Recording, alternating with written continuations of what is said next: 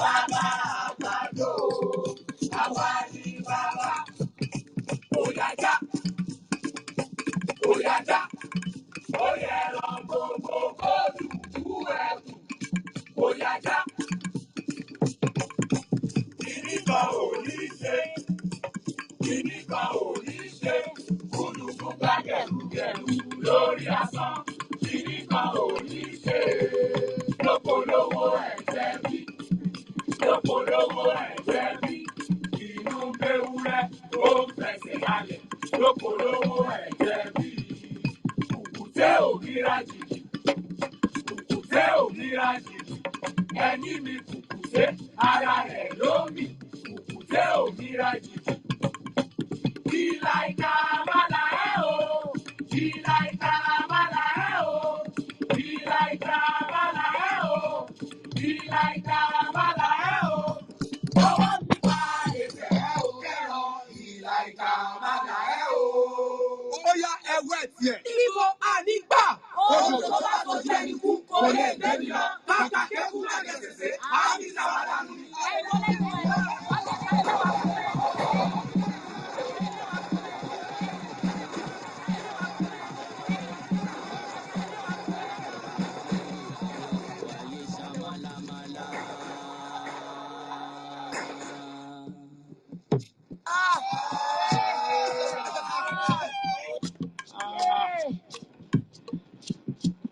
Mo bojú wáyé ò wáyé ṣámálámálá. Mo bojú wáyé ò wáyé ṣámálámálá. Mo máa bojú ọ̀run òkùnkùn ló ṣubúlẹ̀. Mo máa bojú ọ̀run òkùnkùn ló ṣubúlẹ̀. Mo ní ẹ̀ẹ́rẹ́ yìí o. Kí ni dé sí Yorùbá ò ọmọ aráyé? Kí ni ṣẹlẹ̀ sí Yorùbá ò ọmọ Oòduà o?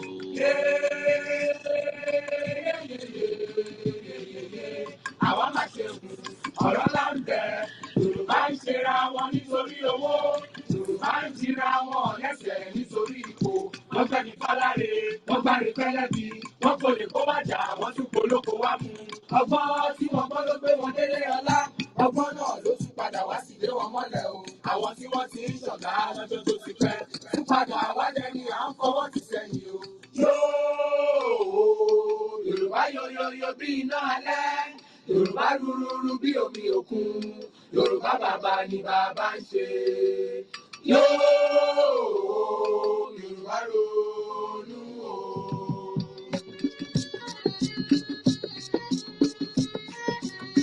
Yorùbá sọra wọn di bọ́ọ̀lù fáráyé gbá. Wọ́n bá gbá wọn sókè, wọ́n tún bá wọn sísàlẹ̀ o.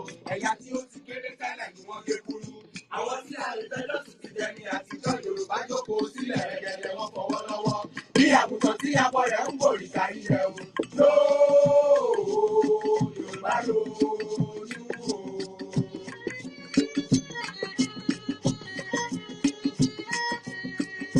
Oríkì màí burú títí kó bógún ọdún lẹ́yìn òkùnkùn bèrèbèrè ìmọ́lẹ̀ yàtọ̀ o. Ẹ jẹ́ ká pọ̀ Olódùmarè ká pọ̀ Balùwàyé káyé wa lè dùn ní ìgbẹ̀yìn ìgbẹ̀yìn lálàyò ilẹ̀ mọ́ pé ìyá o.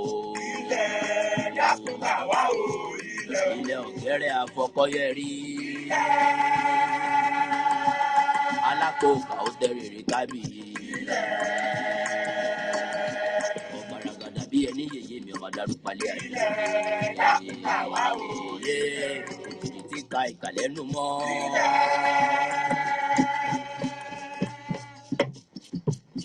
Àtẹ ìka ọkọ tí a pèlè. Ọ̀gbàmùgbàmù ojú Olódùmarè ò máa ṣe gbàgbọ́ lọ́wọ́ ayé.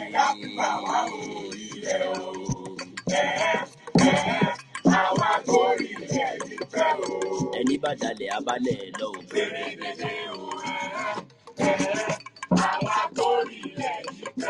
Odùduwà bá wa túnlẹ̀ yìí ṣe òṣòwò tọmọ o. Odùduwà dá wa láre o ká sì máa rere jẹ́ o.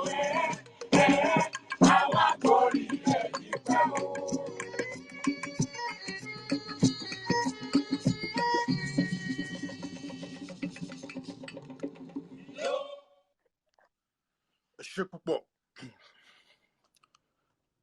ẹkùlé làǹkàrà lé ẹ̀rù wá làǹkérò ọ̀nà akíyín àṣàyín Ẹ káàbọ̀ sórí ètò wa lónìí. Lónìí, ìtàn Ìjẹ̀bú. Báwo ni Ìjẹ̀bú ṣe di ìlú olókìkí? Níbo ni Ìjẹ̀bú ti ń bọ̀ ká tó débi tá a dé? Èyí àti àwọn ìtàn tó jọmọ́ bẹ́ẹ̀, òun làwọn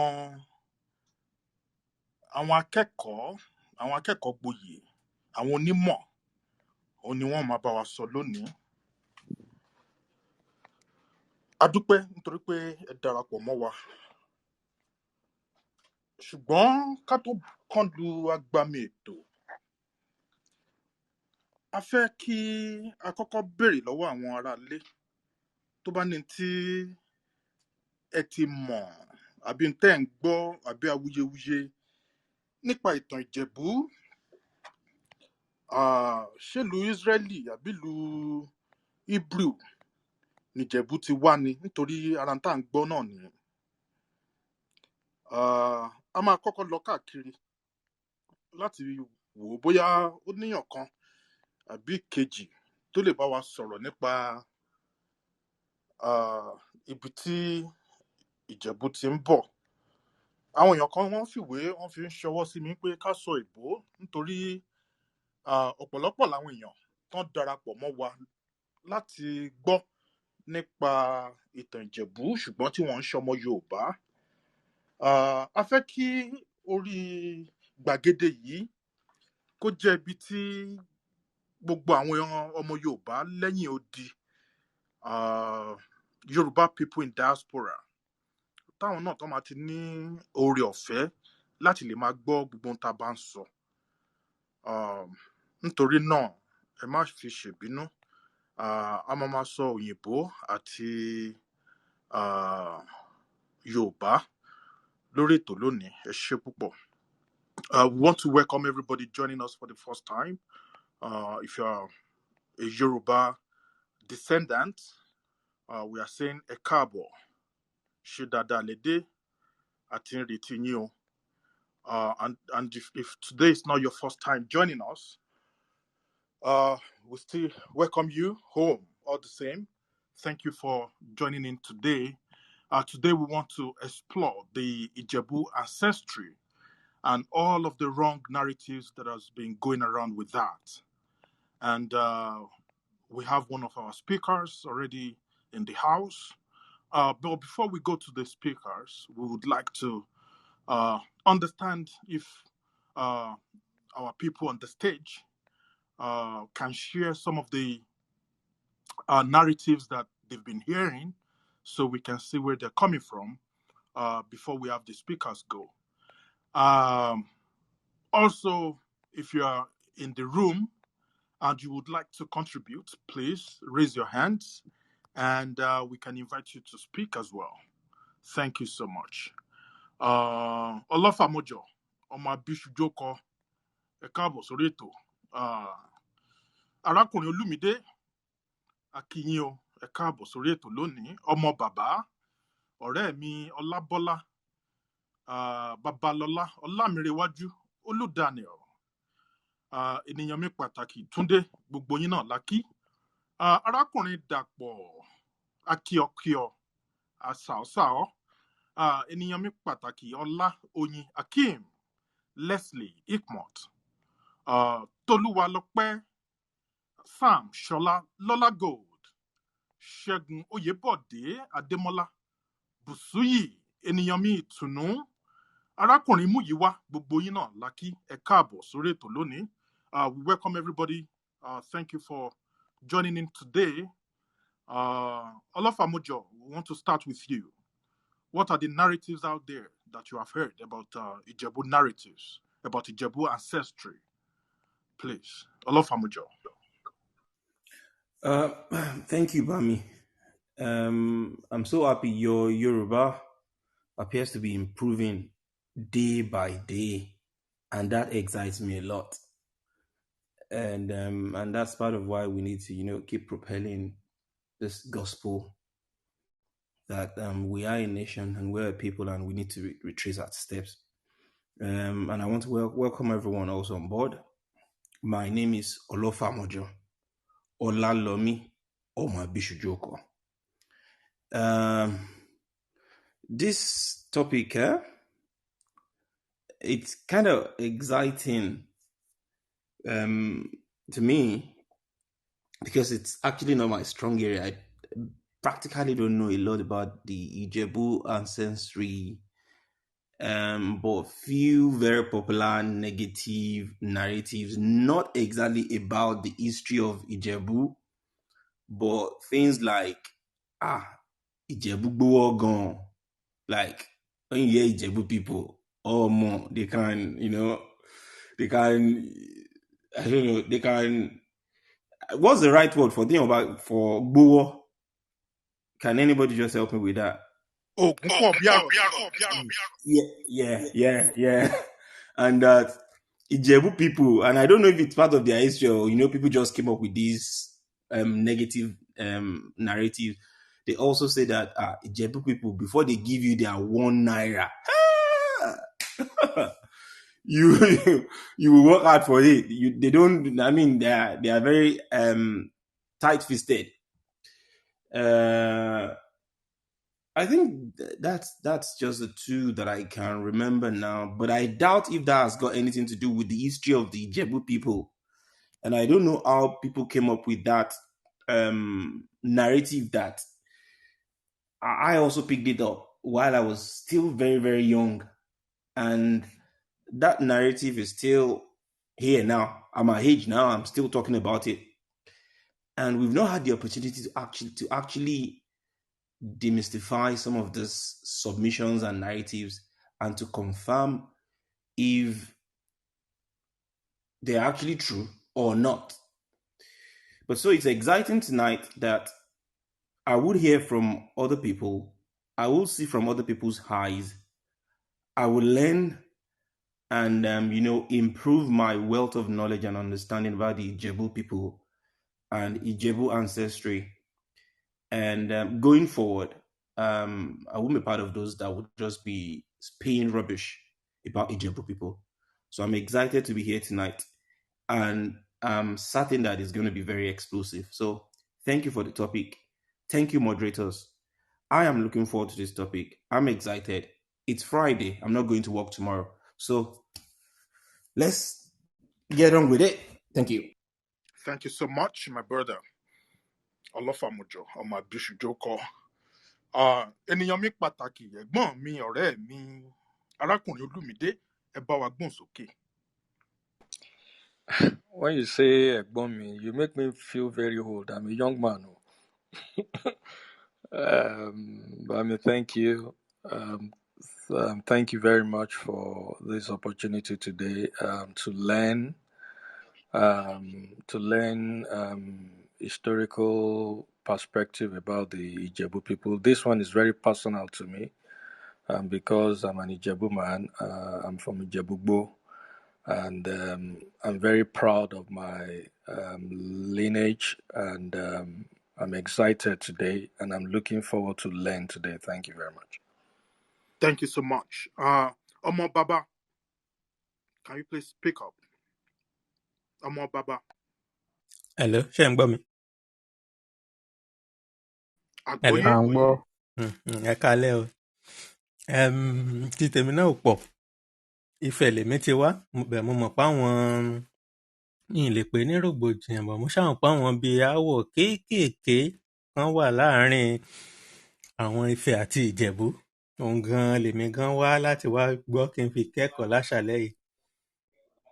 Then yàtọ̀ síyẹn náà, èmi náà mọ̀ pé tán bá sọ pé Ìjẹ̀bú lèèyàn, mo ti gbọ́ nípa táwọn kan ti sọ rí pé ó fẹ́ Jẹ̀bú, má fẹ́ Jẹ̀bú o, Ìjẹ̀bú, wọ́n ní nǹkan lọ́wọ́ bíi oríṣiríṣi àwọn nǹkan bẹ́ẹ̀ náà la máa ń gbọ́. Dẹ̀ máa ń gbọ́ pé téèyàn bá fẹ́ tó bá fẹ́ ránmọ níléèwé tó bá lọ bá Jẹ̀bú wọn ò ní yá ẹ lówó.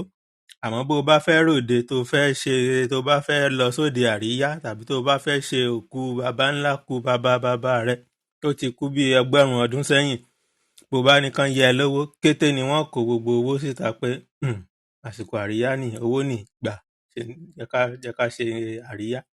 Irú àwọn nǹkan bẹ́ẹ̀ yẹn wà tí èèyàn ti gbọ́ sẹ́yìn, ṣùgbọ́n ó dá mi lójú pé ní àṣálẹ́ yìí gbogbo ẹ̀ náà ni a máa fọ́ sí wẹ́wẹ́, so èmi náà ń tẹ́tí lẹ́kọ̀ọ́ fẹ́ kẹ́kọ̀ọ́ láṣálẹ́ yìí. Ẹ ṣé. Ẹ ṣeun púpọ̀. Thank you so much, my brother. Arákùnrin Ọlábọ́lá. Arákùnrin Ọlábọ́lá. Bami, ẹ kúrọ̀lẹ́.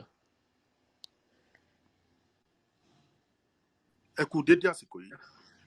Àwa nìyẹn. Oríṣiríṣi bẹ́ẹ̀ ni oríṣiríṣi ọ̀rọ̀ ló wà ń ta about history of Ìjẹ̀bú people. Ọ̀pọ̀lọpọ̀ náà nǹkan tó wà ń ta yẹn irọ́ ló pọ̀ jù ńbẹ̀, kò sóòótọ́ ńbẹ̀. So inú mi dùn gan ìgbà tí mo rí topic yìí pé okay, màá wá láti gbọ́ àti láti sọ. Mo máa ń fẹ́ràn láti wà quiet until tó bá necessary kéèyàn sọ̀rọ̀. But inú mi dùn fún topic gan because èmi náà tẹ̀ ń wò yìí, mo ní connection pẹ̀lú Ìjẹ̀bú. Ẹ mọ̀ pé Ìjẹ̀bú bó ṣe wà ní àwọn eastern section, náwọn Ìjẹ̀bú Òde, Ìjẹ̀bú Igbó, àwọn Àgọ́ Ìwòyè. Bẹ́ẹ̀ náà ló wà ní western section, láwọn Ìṣàgámù àti gbogbo àwọn Rẹ́mọ tó kù. So extension Rẹ́mọ, òun ni ìlú Ìkòròdú jẹ́. Bẹ́ẹ̀ jẹ́ bí ibi tí Àwórì àti Ìjẹ̀bú ó jẹ́ bí frontier. So ibi tẹ́mi ṣe ní connection pẹ̀lú Ìjẹ̀bú nìyẹn. So ibi tí mo ti wá ó ní ṣe pẹ̀lú Àwórì and Ìjẹ̀bú people. So topic tó close sí heart mi ni topic yìí. But I'm excited about the opportunity to listen to how those myths out there would be dispelled, and how I'll be happy to contribute my own points based on historical fact and information. Eshe? Thank you so much, my brother. Arákùnrin Babalọlá. Hello, everybody. Nǹkan tí mo mọ̀ pa Ìjẹ̀bú, I wouldn't even say pé mo mọ̀ pa wọn. I would say mo máa listen lálẹ́ yìí ni mo dẹ̀ máa kẹ́kọ̀ọ́ lálẹ́ yìí. But my brief, or rather my experience and the little I know about Ìjẹ̀bú people is that number one, Ilé-Ìṣàn ni mo ti lọ sí school, sí university, so I, of course, stayed in Ilé-Ìṣàn for about 4 years plus. And besides, my father worked in Abeokuta, which gave us the opportunity to go around Ogun State, extensively. I think I that actually lasted grew up in about. Elisha. Oh, really? Wow. That's nice.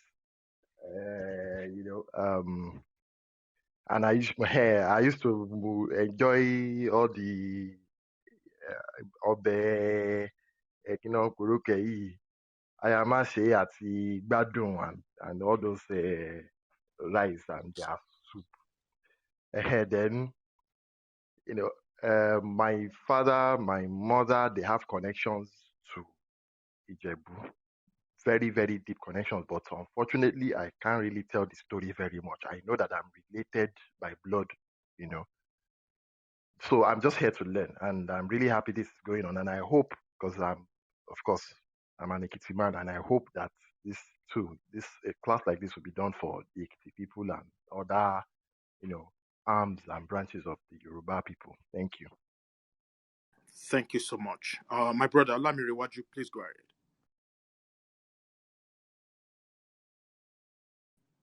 Olamirewaju. Oludaniel.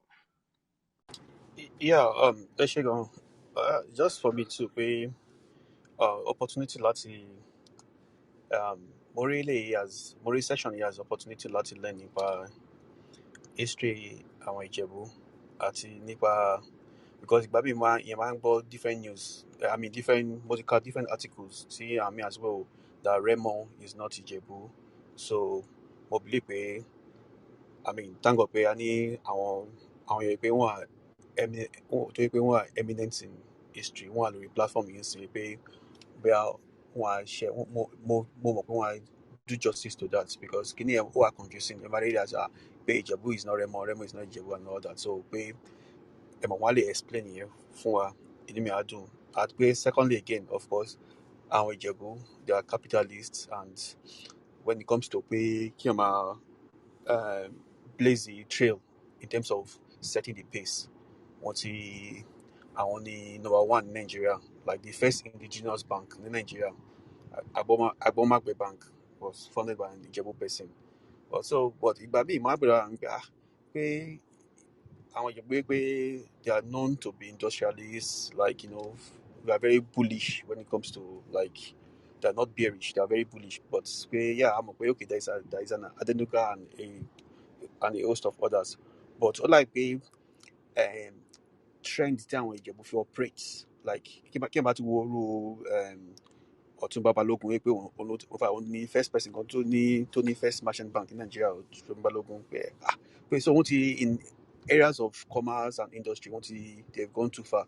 But it seems that what's happening, like in the last 20 years, pé àmọ́ ohun tó ń ṣẹlẹ̀ pé like irú nǹkan tí àwọn Dangote, Abdulsamad Rabiu, nǹkan tó ń ṣe ń sìn pé wọ́n fi dominate economic landscape southwest, àwọn Ìjẹ̀bú làmọ̀ tó ń ṣe yẹn.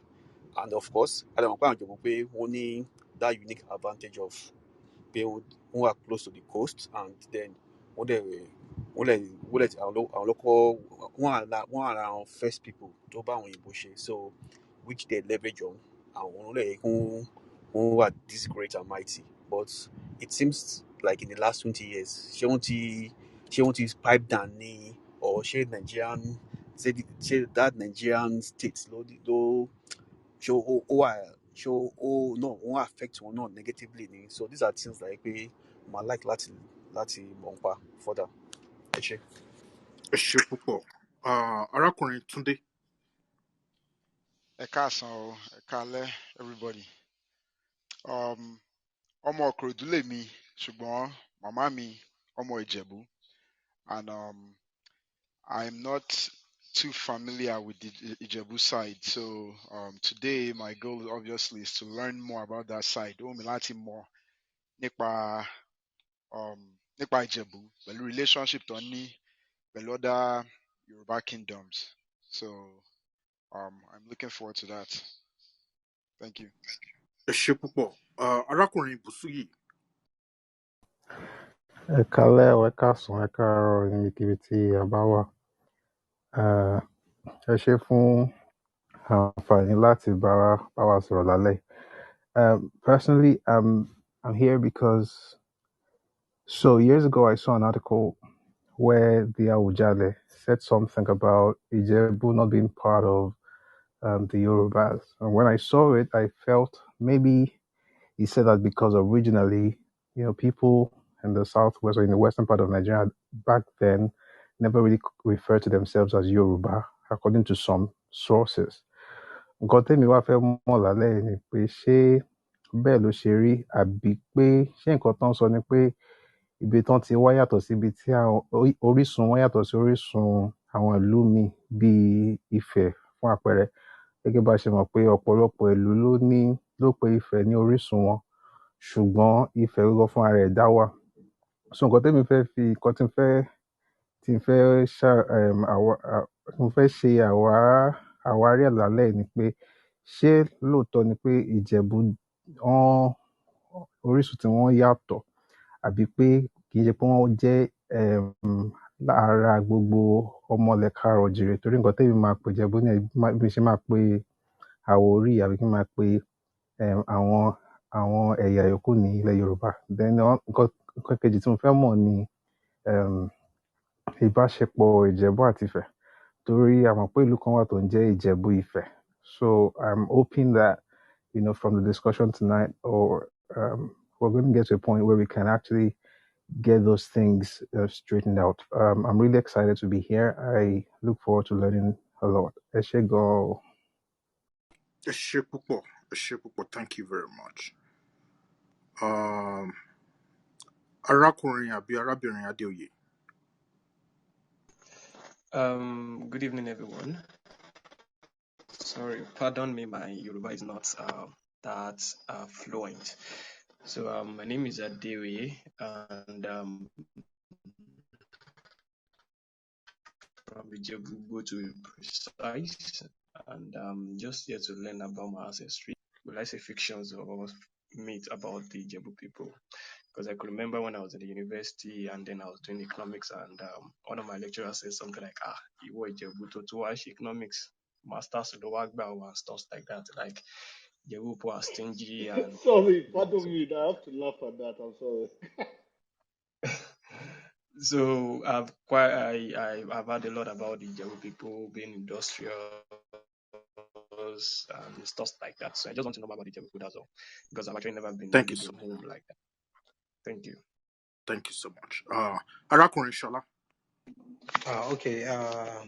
So be like most of your shit, so like you know more really more much nípa Ìjẹ̀bú, although mommy me Ìjẹ̀bú ló ti wá, but dad me Lagosian lòun. So but most time tí wọ́n bá gbọ́ Ìjẹ̀bú, the only thing tó máa wá sórí mi ni like èdè wọn, because ìgbà míì mo lè wà lẹ́gbẹ̀ẹ́ mommy mi, bí a fẹ́ sọ̀rọ̀ bí a kíyàn máa gbọ́, so máa bẹ̀rẹ̀ sí sọ èdè Ìjẹ̀bú wọn, and mo máa ń find it intriguing like pé Yorùbá la jọ ń sọ, but mo ò really gbọ́ anything tó dẹ̀ ń sọ rárá tó bá ń bá ẹlòmíì tó bá wá láti Ìjẹ̀bú àbí bá jẹ́ àwọn àbúrò wọn tó bá ń bá wọn sọ̀rọ̀, mo ò really understand anything tó máa ń sọ at all. And èmi náà look forward láti really mọ like bí kí ni ìdí tó yẹ máa ní pé ó wà stingy, bí a na just bí a nǹkan tẹ́ ń pé kò really make sense ni, or bí a wà rooted ní nǹkan kan ṣá, but mo really look forward láti learn nípa wọn generally. All right, thank you so much. Arákùnrin Abíọ́lá. kékeré ìjẹ̀bú owó àgbà ìjẹ̀bú owó ẹ̀kálẹ̀ gbogbo ẹ̀yin tẹ́ wà níkàlẹ̀ o. Mi ò kì í ṣọmọ ìjẹ̀bú ṣùgbọ́n mo ti ka ọ̀pọ̀lọpọ̀ olùkà ní mi, mo máa ń ka ọ̀pọ̀lọpọ̀ ìwé nípa oríṣiríṣi àwọn ilẹ̀ Yorùbá àti èdè tí ó ṣe Yorùbá, torí iṣẹ́ tèmi gbà nìyẹn. Inú mi dùn pé mo rí àkọlé ìjíròrò alẹ́ yìí. Inú mi dùn gidi gan ni. Nǹkan tí mo fẹ́ mọ̀ délẹ̀délẹ̀ ni ìbáṣepọ̀ tó wà láàrin gbogbo ìlú Ìjẹ̀bú. Ìjẹ̀bú Igbó ni o, Ìjẹ̀bú Òde ni o, Ìjẹ̀bú Rẹ́mọ ni o, àti pàápàá jùlọ àwọn tí wọ́n ń pè ní Ìjẹ̀bú water side yẹn. Báwo gangan ni tí wọ́n ṣe jẹ́? Ṣé wọ́n súnmọ́ ìlàjẹ ju Ìjẹ̀bú yòókù lọ ni? Àbí báwo gangan ni ọ̀rọ̀ tí wọ́n ṣe jẹ́? Then ọ̀rọ̀ Ọbàntà àti Olú Ìwà tí wọ́n ló dá Ìjẹ̀bú sílẹ̀. Màá fẹ́ mọ̀ bóyá different migrations ló gbé wọn wá ni, torí tó jẹ́ different phases nínú historical records. Òun ló jẹ́ kí Awùjalẹ̀ sọ̀rọ̀ tó ṣe sọ̀rọ̀ ní ẹjọ́ síta gbọ́ bẹ́ẹ̀ yẹn. Ẹ ṣé púpọ̀. Ẹ ṣeun púpọ̀. Thank you so much. My brother Ademola. ẹwẹ so orúkọ mi ni Adéolú Adémọ́lá Kúkú from the Balógun Kúkú dynasty of Ìjẹ̀bú Òde. Ọmọ Ìjẹ̀bú ni mí. You understand what I'm saying? So màá sọ Yorùbá, màá sọ English. Ìjẹ̀bú mi ò dáa. Ọ̀rẹ́ mi Folúṣọ́ ló mú mi dé níbàyí. Wọ́n sọ̀rọ̀ Ìjẹ̀bú. So anything Ìjẹ̀bú mo wà interested. No, so any more history family me, more history family that is history Kuku. But tibali more other history Ìjẹ̀bú, mo ní mind. Ìjẹ̀bú, àwọn máa sọ pé a wà stingy, akọ ní ọgbọ́n owó. Because we are very industrious, so maybe a lot of people say that as stinginess. We're not stingy. Because we just know business. You know, and people just say, I don't know if you know that saying about Ijebu man eating gari and ekpa. That's how I'm saying, oh, my gari. And he will pretend as if there's ekpa in his hand. I don't know, so ekpa, there are all kinds of crazy myths out there. You know, so I want to hear anything, any history, anything that anybody knows, I would like to hear. You know what I mean? So I can know more about Ijebu and the Ijebu people. Go. Thank you so much. You're welcome. Guys, please, as you come up on stage, try to mute your mics. To everyone in the room, please try to ping in your friends and families so we can have a much larger audience. Thank you. All right, already. My brother Oyebode, please go ahead. Ìbà fún gbogbo àwọn tó wà lórí pópó yìí. Orúkọ tèmi ni Oyèbọ̀dé Oyèwọlé. Ọmọ bíbí ìlú Ìbàdàn ni mí. Tí àwọn fámìlì mi sì wà lára àwọn tó ja ogun Kírìjì níbẹ̀rẹ̀ ibẹ̀ mo ti wá. So mo ti gbọ́ àwọn ìtàn kankan nípa ìlú Ìjẹ̀bú látẹnu bàbá bàbá mi àtẹnu bàbá mi. Mo sì ní opportunity náà láti ka àwọn ìwé kankan. Nǹkan tẹ́mi mọ̀ ni pé wọ́n ní Ìjẹ̀bú wọ́n wá láti ọba níta. Mo dẹ̀ mọ̀ pé wọ́n dẹ̀ sọ pé Àwùjalẹ̀ wípé ó wà lára àwọn ìránṣẹ́ Aláàfin ní tẹ́lẹ̀tẹ́lẹ̀. Nígbà tí Àwùjalẹ̀ tìsìnyìí tó ń sọ wípé àwọn ò kí ń ṣe ara Yorùbá, mo mọ̀ pé ọ̀tẹ̀ ló dé tó rí ń dòwe. Nǹkan tèmi gbọ́ ni pé Àwùjalẹ̀ gangan is called arbiter of landed dispute. So èmi wàá mọ bí tẹ́ pé wọ́n ti ń sọ wípé àwọn ò kí ń ṣe àwọn ọmọ Yorùbá. Mo dẹ̀ tún gbọ́ àwọn ìtàn kan tó ń fò káàkiri lórí afẹ́fẹ́ wípé àwọn kan wípé wọ́n wá láti Sudan ni tàbí àwọn kan láti Israel tó ń pè ní Jebusite. So mo fẹ́ jẹ́ kí àwọn tó mọ̀ nípa ọ̀rọ̀ yìí gangan kí wọ́n bá wa dá sí kọ́ dẹ̀ fọ kókó ẹ̀ like kó yé gbogbo wa. Nǹkan tèmi dẹ̀ tún mọ̀ tí mo gbọ́ ni pé even Àwùjalẹ̀ tá à ń sọ yìí ó sì kéré sí àwọn Oníkòyí, àwọn Àsẹ̀yìn, àwọn Arẹ̀sà. So mo fẹ́ like the reason why I'm actually on this platform is to make sure like all the history I've heard and what I've read are like they actually correlate with each other. Thank you. Thank you so much. Ọ̀jọ̀gbọ́n, Ọ̀jọ̀gbọ́n, Ọ̀jọ̀gbọ́n. Cool, cool. Ẹ kálẹ́ o. Ẹ kálẹ́. Yeah. A wá sí ibà láti wá kọ́gbọ́n láti wá gbọ́ ọ̀rọ̀ nípa Ìjẹ̀bú. Ìjẹ̀bú has a lot of mythical illusions ní ilẹ̀ Yorùbá. So lára ẹ̀ ní pé growing up wọ́n ní ká má fẹ́ Jẹ̀bú. Àwọn ọkùnrin àwa táwa láti lókè, you know. So kí ni ibo nìtàn yẹn ti wá, kí ló fà tó máa fi ń sọ bẹ́ẹ̀? Then àwọn aráàlú òkè nígbàgbọ́ pé Ìjẹ̀bú lógùn tó bẹ́ẹ̀ jù bẹ́ẹ̀ lọ. So bóyá òótọ́ ni bóyá arọ́ ni bóyá ṣàkárá ni ẹ jọ̀ọ́ ẹ bá wa yànnàná ẹ̀. Ẹ ṣeun. Ṣe púpọ̀. Arákùnrin Lékan. Arákùnrin Lékan. Arákùnrin Dàpọ̀. Arákùnrin Dàpọ̀ Bánjọ.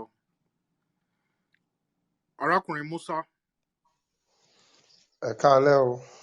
Ẹ kálẹ́. Ẹ kú kàlẹ̀. Èmi gẹ́gẹ́ bí ẹnìkan, ìlú Ẹ̀gbá lèmi ti wá. Àwa àti Ìjẹ̀bú adẹ̀jọ wà ní under Ogun State ni. So it's of interest to me to know much more about my neighbor, closest neighbor. So ìtorí ẹ̀ lèmi ṣe wọlé láti gbọ́ ìtàn nípa Ìjẹ̀bú tí gbogbo ẹ̀ ṣe jẹ́. Mo dẹ̀ náwọn ọ̀rẹ́ lóríṣiríṣi náà tá jọ wà. Jẹ́kẹ́ ọ̀ràn gan wọn ò mọ much nípa ìlú wọn. So I believe whatever I'll be able to listen to here, I'll be able to deliver it to them to also understand their heritage and culture.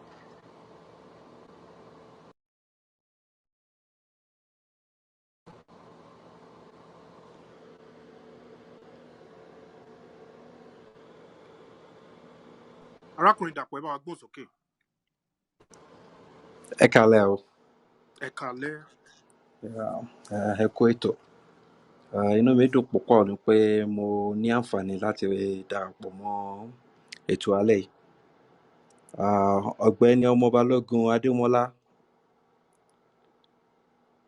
láti Oui, Ìjẹ̀bú Òde mo mo wà kí bí. yín o. Ẹ̀wẹ̀ so.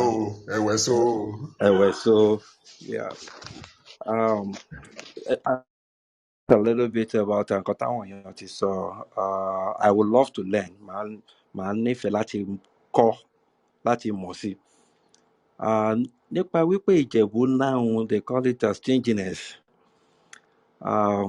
The Ìjẹ̀bús were highly industrious. Ọmọ Ìjẹ̀bú lèmi, ọmọ ọba níjẹ̀bú ni mí, and a socialite. Àwọn èèyàn misunderstand prudency sí stinginess. When you are industrious, you will ensure pé everything tá a bá ń ṣe ó gbọ́dọ̀ tọ̀nà, rather than ní pé afẹ́ṣelé wọ́n tọwọ́ bá kù wọ́n mówó. Ìjẹ̀bú á sọ fún wa wípé owó aláàárẹ̀ ni, kò ṣeé ná. Money meant for business has to go for business. Nǹkan tí Ìjẹ̀bú mì nìyẹn, kò ṣe pé aláwọn. ẹ ṣe púpọ̀. Ẹ ṣeun gan. Arákùnrin Musa. mo ti sọ̀rọ̀ tẹ́lẹ̀ ṣé ẹ gbọ́ mi ni. Ok, ẹ ṣeun. Ẹ má bínú. Ẹ jẹ́ ká máa bí tò yẹn bọ̀. We welcome everybody just joining us for the first time. Or if you have been following our different programs and you have not followed the room, please kindly click on the greenhouse icon, to follow Yoruba Nation Room on the Clubhouse platform. Thank you so much. Katowa Konlu Inu Agbameto. Ọ̀rẹ́ mi ènìyàn mi pàtàkì, arákùnrin Pétérù, ní kánmọ́kánmọ́ ìbá wa gbóhùn sókè. Pétérù.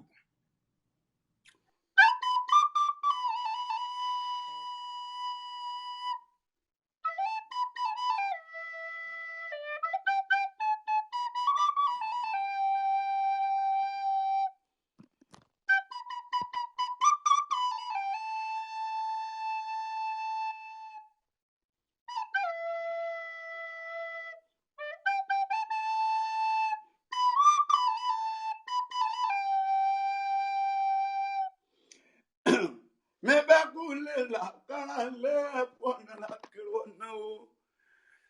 Ìbàlóní orí mi àfìrè ẹjẹ́ ń jùbà ráńpẹ́ náà kí n tó lè kìjẹ̀bú o. Ìbàlóní orí mi àfìrè bá pẹ́ tí ọwọ́ bá pẹ́ tẹ̀sẹ̀. Ìbà lọ́wọ́ Olódùmarè ọba ìbẹ́gúnlé ìbólúbọ̀bọ̀ tìbọ̀ tí ṣe bàbẹ̀rù ìbà lọ́kùnrin lóbìnrin. Ìbà lọ́mọdé ìbà lágbàlagbà o. Ìbà lónìí orí mi àfìrè ẹjẹ́ mọ́ wíkì mọ́ sọ́rẹ́. Ìjẹ̀bú o.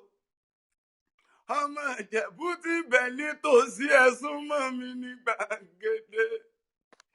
Ẹ wá gbọ́, Ìjẹ̀bú ọmọ alárè ni mo ń ké sí, ẹ mọ́ gbọ́ wìrìwìrì ẹnu mi. Lónìí n ó pabì tí n ó sì yàbì dùn. Ọmọ Ìjẹ̀bú ti ń bẹ nítòsí ẹ̀nàwọ́ sí òkè. Ìjẹ̀bú ọmọ alárè o. Ìjẹ̀bú ọmọ Àwùjalẹ̀ o, ọmọ arójòjòyè lé bàbá tó bí yín lọ́mọ, ọmọ alágẹmọ ògùn wọ̀yọ̀wọ̀yọ̀, ọmọ aládìẹ ògògò mọ̀gà, ọmọ aládìẹ bàlókun omi nílé bàbá tó bí yín lọ́mọ, ara òrokùn ara òradìẹ. Ọmọ òun ṣe ní òyò ń yọ̀ ní o, ẹ wí fún oyọ kó mọ̀mọ̀ sí yọ ni mọ́. Nítorí ohun tó ń ṣe ni ò lè pa ni. Ọmọ dúdú ilé kò mọ bèsì jọ sí, pupa tó mọ bèsì òkúkú sílé. Ọmọ mo rẹ́yẹ mọ́mọ́ roko, mo roko tán ẹyẹ mọ́ ti lọ. Ọmọ mo nísúnlé mọ́mọ́ lọ́bẹ, ọ̀bẹ tí ń bẹ nílé bàbá yín, nílé bàbá yín, nílé bàbá yín, nílé bàbá yín, nílé bàbá yín, kò mọ ibi tí wọ́n gbé lọ lé bàbá tó bí ọlọ́mọ. Ọmọ onígbò mọ̀dé, ọmọ onígbò mọ̀wọ̀, ọmọ onígbò àjòjì mọ̀ gbọ́dọ̀ wọlé bàbá tó bí ọlọ́mọ. Àjòjì tó bá wọ gbòòrò yóò dẹ̀bọ̀rà lé bàbá tó bí yín lọ́mọ. Ọmọ Ìjẹ̀bú tí ń bẹ nítòsí ẹ̀sùn mọ́ mi, máa fi èdọ́rọ̀ ẹnu mi. Mẹ́bí Dàpọ̀ Bánjọ, ọmọ Ìjẹ̀bú náà ni, ọmọ Ìjẹ̀bú náà ni, máa fi èdọ́rọ̀ ẹnu mi. Ìjẹ̀bú ọmọ Èrènyìnwá, ọmọ olówó ṣẹ̀ǹbáyé kówó tó wá dowó Kúdí. Kó tó dowó tẹrú, kó tó dowó tọmọ, kó tó dowó tẹjátẹrán lé bàbá tó bí ọlọ́mọ. Òrìṣà jẹ́ ń dàbí òní lẹ́yìn o. òrìṣà jẹ́ ń dàbí òní lẹ́yìn o òrìṣà jẹ́ ń dàbí òní lẹ́yìn o òní wọ́n fi ń pé igbá jẹ̀bú owó kẹ̀lẹ̀bẹ̀ jẹ̀bú owó ìtọ̀ ìjẹ̀bú owó ìtọ̀ ìjẹ̀bú owó dúdú ìjẹ̀bú owó pupa ìjẹ̀bú owó kékeré ìjẹ̀bú owó àní àgbà ìjẹ̀bú owó náà ni iṣu ìjẹ̀bú owó ìgbẹ́ ìjẹ̀bú owó èékánná ìjẹ̀bú owó irun orí ìjẹ̀bú owó àwọ̀ ìjẹ̀bú owó náà ni ọmọ olówó gbìn ní gangan kó tó dowó góòlù kó tó dowó dọ́là ọmọ olówó ṣẹ̀fáyé níbi tó ti gbé bí bàbá yín lọ́mọ ẹ ẹ ẹ ẹ máa fi èdọ̀rọ̀ ẹnu mi ìjẹ̀bú o ìjẹ̀bú ọmọ èrè níwá ọmọ àwùjalẹ̀ ọmọ arójòjò ọmọ alágẹmọ ogun wọ̀yọ̀wọ̀yọ̀ ìjẹ̀bú òde ìjẹ̀bú ni ìjẹ̀bú gbó ìjẹ̀bú ni ìjẹ̀bú sára mo ní ìjẹ̀bú náà ní níbi tán ti gbé bí bàbá yìí lọ́mọ ọmọ fi èdọ̀rọ̀ ẹnu mi ìjẹ̀bú ayé pé ìjẹ̀bú ni ìjẹ̀bú kòròdú ìjẹ̀bú ni ìjẹ̀bú o ìjẹ̀bú ni ó mọ̀ pé yí o mẹ́bí ìjẹ̀bú wọn mọ̀ pé yí títí ayé ìjẹ̀bú ọmọ adìẹ bá lókun omi níní àrò olókun àrò òradìyẹ ọmọ òṣèré ni òyọ̀ wúyọ̀ ẹ̀wí fún oyọ kó mọ̀mọ́ sí yọpọ̀ torí tí ṣe ni kò lè pani nílé bàbá tó bí yín lọ́mọ.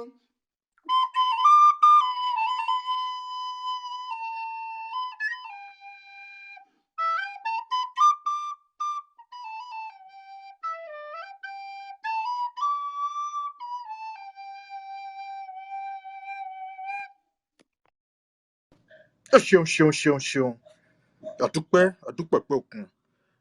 Arákùnrin Adédàpọ̀, ọ̀jọ̀gbọ́n Adédàpọ̀, ẹ bá wa gbóhùn sókè. Adédàpọ̀. Yeah, ẹ má bínú, ẹ kálẹ̀ o, ẹ kú ètò, ẹ káàbọ̀ sí Yorùbá Nation, Ìjẹ̀bú ancestry and the wrong narratives. So lónìí màá gbìyànjú láti sọ ìtàn Ìjẹ̀bú and also correct all the wrong narratives. Àmọ́ a gbọ́dọ̀ mọ̀ pé ìtàn Ìjẹ̀bú kò ń ṣe ìtàn tá a lè sọ tán ní lónìí nítorí ó pọ̀ gan. Bẹ́ ṣe mọ̀, Ìjẹ̀bú pín sí oríṣiríṣi. A ní Ìjẹ̀bú Gbó, a ní Ìjẹ̀bú Ifẹ̀, a ní Àgọ́-Ìwòyí. So àwọn ìlú yẹn náà wọ́n ní ìtàn tiwọn tó connect mọ́ Ìjẹ̀bú Òde. So a máa unpack ẹ̀ lẹ́ẹ̀kọ̀ọ̀kan náà ni. Ṣùgbọ́n a gbìyànjú lónìí náà. Ẹ ṣé. Ẹ ṣe púpọ̀. Arákùnrin Gbọ̀ǹkà, ẹ bá wa kí ara lé ká tó padà sọ́dọ̀ Adédàpọ̀. Ekrel, this is very interesting. Mo ní very soft spot fún Jẹ̀bú torí conservative role tán play a lot in Yoruba history. And I'm happy to hear that a descendant of Kuku family is here because I'm actually going to be talking about him and the role he played during the Jebu British War and also the role he played at the Oru market. Nígbà tí Latos àti Awùjalẹ̀ ń jà because Kuku was the Sheriki of Ijebu-Ode, and Ijebu was divided into two. So we're going to, hopefully, till time back permit, we're going to unravel that aspect of history. And also with the situation of, and also jokingly, Ijebu lè fún ẹ lówó fún party, but not education. I just wanted to say a quick story about that. When Awolowo was planning to go to England to study, he tried to negotiate all about the richest man Jebu at that time. Actually, the richest man in Nigeria. But of course, nítorí pé wọn kì í pariwo owó wọn, people thought that it was Ojukwu that was the richest, and this man's name was Odutola. So Awolowo lọ bẹ̀bẹ̀ pé kán jọ pé kán bá finance education wọn òun ní England pé because tóun bá padà dé, he's going to come back a very great man, and it will be in history that he was the one that paid for the education of one of the greatest men in Yoruba land. Unfortunately, the man rejected the offer. He didn't give him the loan, and he lost the opportunity to have made a name for himself as the man who sent Awolowo to school. So I just wanted to add that in. But for most of the part, we have good things to say, at least from my part. So I just wanted to add that Kaleo, Apoti, and Ama Unravel and Kotale Unravel. Hopefully, it's going to end peaceful. Thanks. Thank you so much. Adedapo, can you please go ahead? Yes, thank you. So I should also say that I will only be here for an hour because I really have to go at some point to attend to a very important family matter. So I think the right place to start is to first of all start with that wrong narrative that Ijebu people are not Yoruba people. They came from Wadai. I would like to state categorically that Ẹ jọ̀ọ́ ẹ sọ Yorùbá sà. àwọn máa ní ká sọ òyìnbó ni torí àwọn tó lè. a ní kọ́ńsọ̀ òyìnbó torí àwọn ará àwọn bíi African Americans tó ń wọlé bí Okay. àwọn ni wọ́n ti ń gbé Okay. káàkiri pé ilé ọmọ Ísírẹ́lì ni wá ẹjọ́ torí wọn gan-an la ṣe ń sọ àwọn ìtàn yìí ká wá dọmọ Ísírẹ́lì kalẹ̀. Shema. So yes, so what I'll do is I'll probably mix it too, so that kò ní I dàbí ẹni pé àìwá ní ilẹ̀ Yorùbá torí clubhouse yìí room táwa yìí ilẹ̀ Yorùbá ni it's Yorùbá nation, so I'll mix it. I'll try as much as possible to do that. So yes, so start with that wrong narrative. It's there's no truth in it, and it's not also accepted in scholarship. Reason being that, in fact, a lot of archaeological studies and even ethnogenic studies on ethnogenesis of even all the southern groups in Nigeria, those studies have even connected the origin of these groups to Niger Benue confluence. So there is no way that a Yoruba group or subgroup will come from outside Nigeria or let alone Sudan and somehow still have or demonstrate all the Yoruba culture and practices that we have. So Wadai, as they claimed, was where the Yoruba and the Jebu people came from. But the question is, where is this Wadai? Is this Wadai really an empire in Sudan? But the truth is, Wadai didn't even exist, till I guess in the 1600s or 1500s. Sorry, the 1600s, and it was an enclave formed by the Arabs. So migrants who came from the Middle East into that region, decided to establish, a caliphate, and it was done by the descendants of the Abbasid caliphs. This was really like in the 1600s, like I said earlier. And there is no record that anybody or any group migrated from that region to modern Nigeria or to even where we currently have the Jebu Kingdom. That's number one. And number two, even if there was some form of migration, right, we would have a situation where, let's say, Jebu people would probably have some similarities in terms of the cultural elements and practices with the people, that existed at that time in that region, in Chad. In fact, that Wadai place that existed then is now modern day Chad Republic. So we would have been seeing some similarities. Oh, okay, this do this here, they do that here too.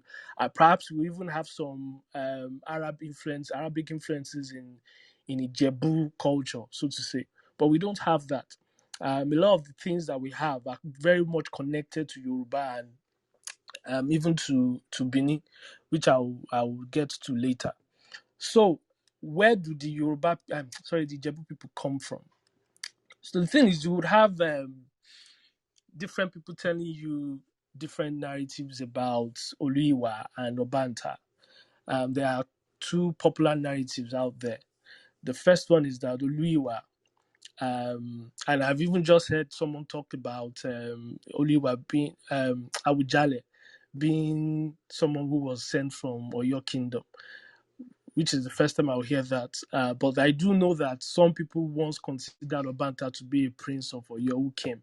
But again, these are just the narratives that I'll try and explore today. So yes, in terms of the Jebu coming from Ile-Ife, there is a lot of validity to that, because first of all, even in the way that they um, somehow um, so there's this Oriki of the Jebus that talks about how they are the rovers of the deep waters as far as the Bobini, um, and they are the Ajebujosa, meaning rovers of the sea.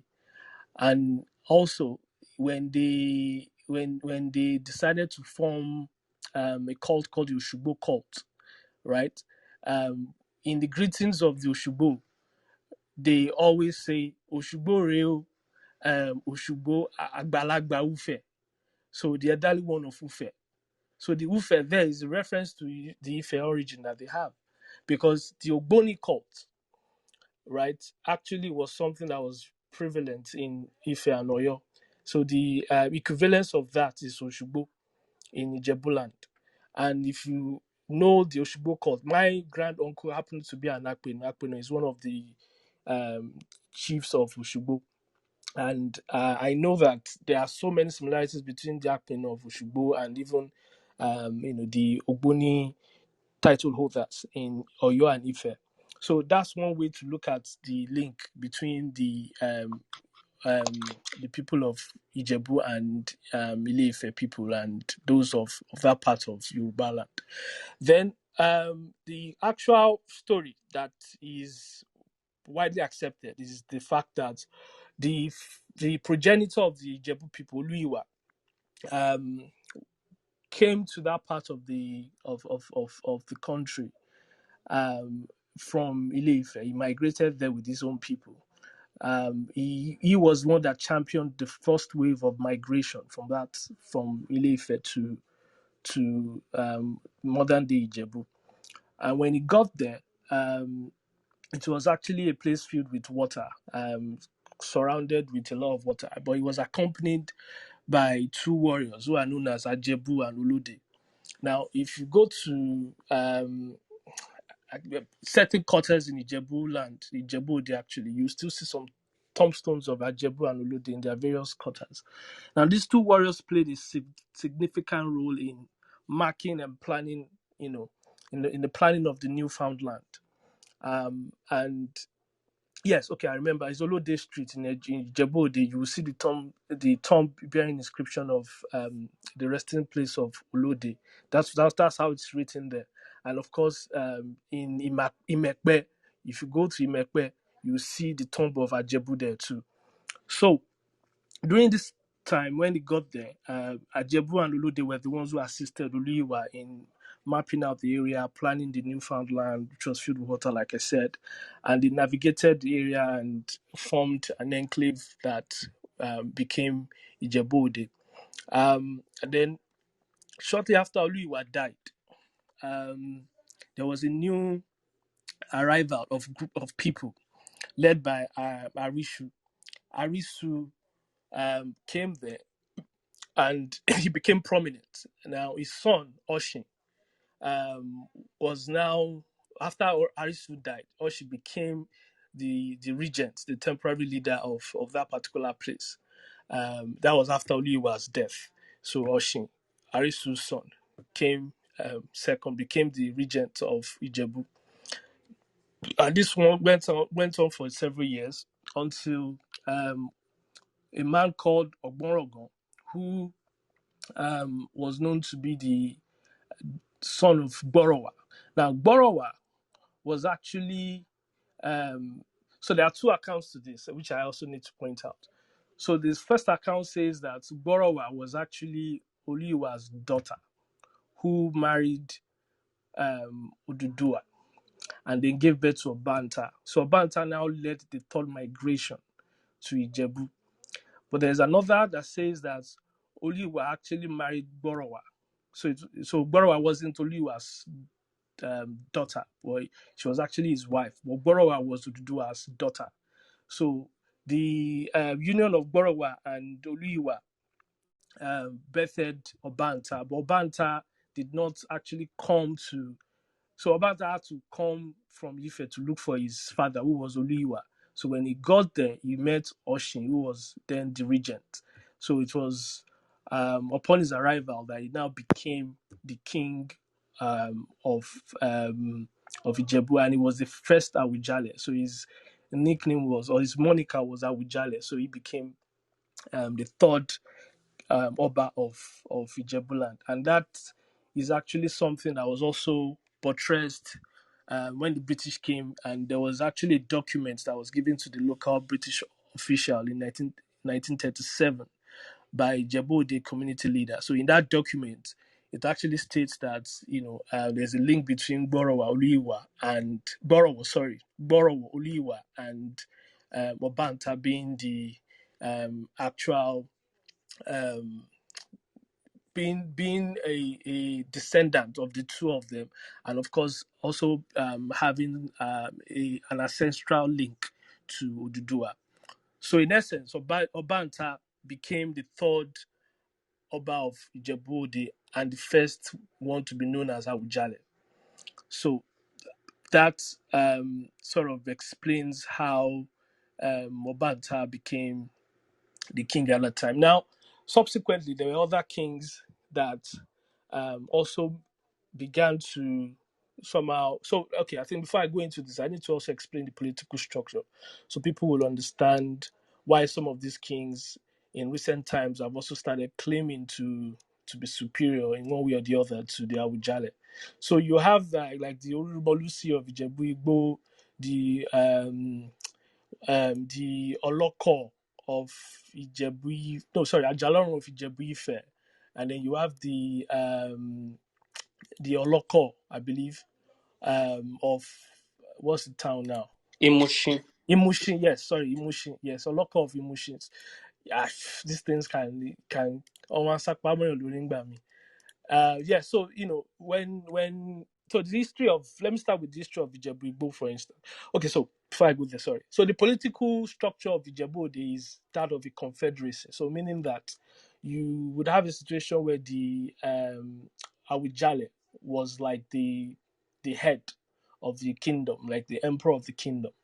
Now there were also independent Ijebu towns who had their own um, leaders, right? At the Obas.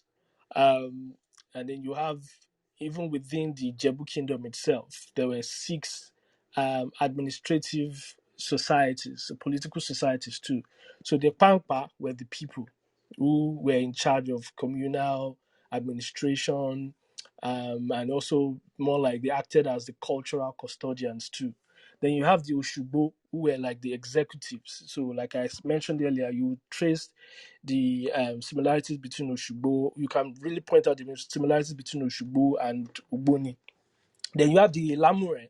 The Lamure were the high chiefs.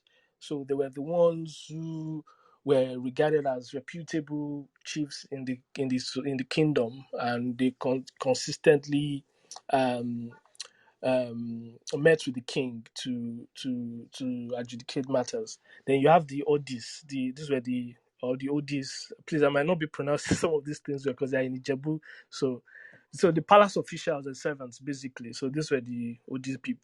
The Odis. Then the Para Yoki. This is like the chamber of commerce as we have it now. So they were like the important entrepreneurs and traders and trade merchants. Then each town within that whole kingdom, especially in Ijebu, for instance, had a town council, and that was headed by uh, Oloritu Meedogbon. So there were several of them, and they were called Itun. So there is Olori Itun that sort of piloted the affairs of each Itun in the town. So this would form the basically the structure of the administrative structure of Ijebu land or Ijebu kingdom. Now, regarding the history of other places like Ijebu Igbo, Ijebu Ife, and even the Agoiwe own, which is the Ebumawe of Agoiwe. So let me start with Agoiwe's own. So when Ijebu had already started growing in influence and all that, well, maybe not growing in influence, but people were already settled there. There was there was an incident that was claimed to have happened in Old Ife, I guess.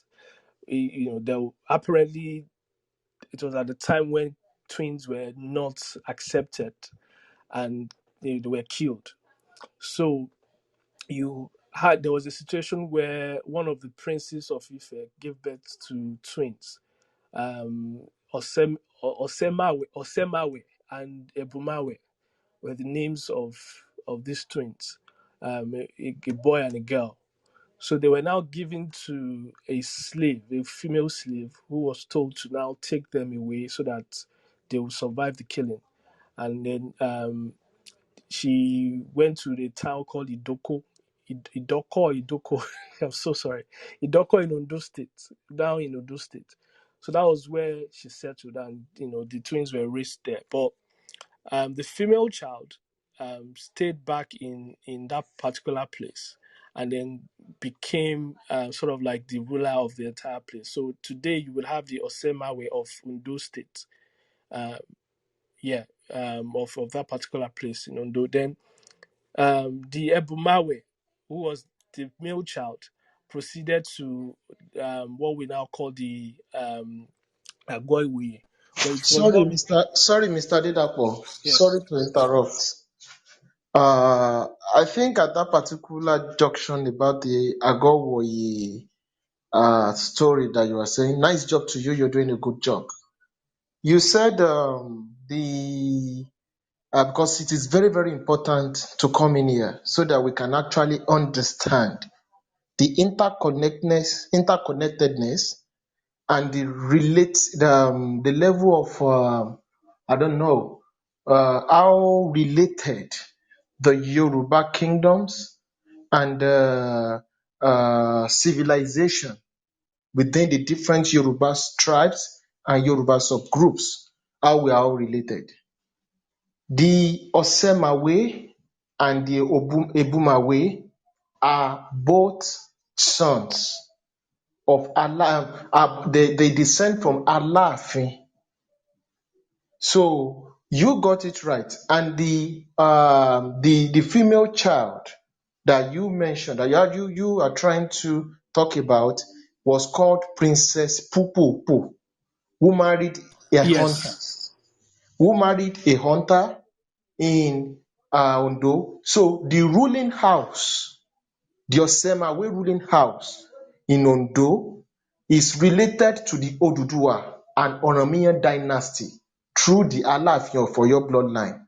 So same thing with the Bumawe in Agowe. You can continue, sir. You are doing a good job, sir. thank you for that brilliant input. So yes, I guess that would definitely be a more accurate depiction of it. So yes, so the Ebumawe, I think you got the pronunciation right too. So the Ebumawe, what was is that the correct pronunciation? Ebumawe Osemawe or Ebu. Semawe and Ebumawe? Okay, thank you.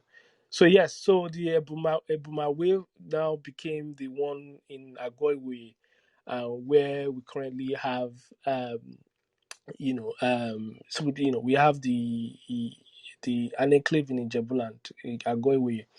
So the Orimo Lucy also has its own unique history too. Now, I've heard from those from that particular town who believe that the Orimo Lucy is the actual supreme head of the Jebu kingdom and is senior to Awujale, and then you also have the Awujale saying that the Rimo Lucy wasn't actually a king but just a he had a religious role in the Jebu kingdom, and it was at a later stage that his own office was then elevated to the point of a king. Again, these are things that we like nobody can confirm whether they are true or not. But what we do know is that um, the Orimolusi of Ijebu Igbo um, has been a king since the time in pre-colonial times. It was upon the invasion of Ijebu land that I think that's about for over a decade we did not have an Orimolusi, and that reason could be attributed to political reasons, financial constraints in that particular period, because the Jebu Kingdom was carved into two. The British really wanted to, give a pound of flesh to the Jebu because of the resistance they gave them. So there are many stories surrounding that, but the point is the Orimolusi um, also played a prominent role in ensuring the primacy of Ijebu Kingdom during the pre-colonial times and even the post-colonial times. Um, but I think what I'll do is to stop here for now. If people have questions, I think I could make it more interactive and conversational, so we could sort of somehow go back and forth regarding some of the contestable issues people might have regarding the history. Thank you so much, my Yeah. brother. Uh, please, one mic. If you have questions, just flash your mic and we can take your questions. Oh, your body, I can see you're flashing your mic. Yeah. Okay. Thanks for the history that you've given us so far.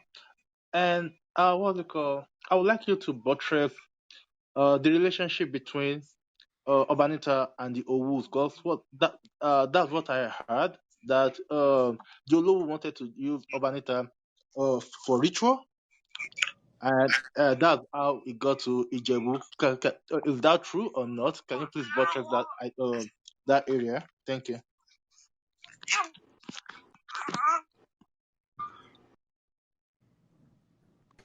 Okay, well, so again, I'll really just stick to what I've read in scholarship.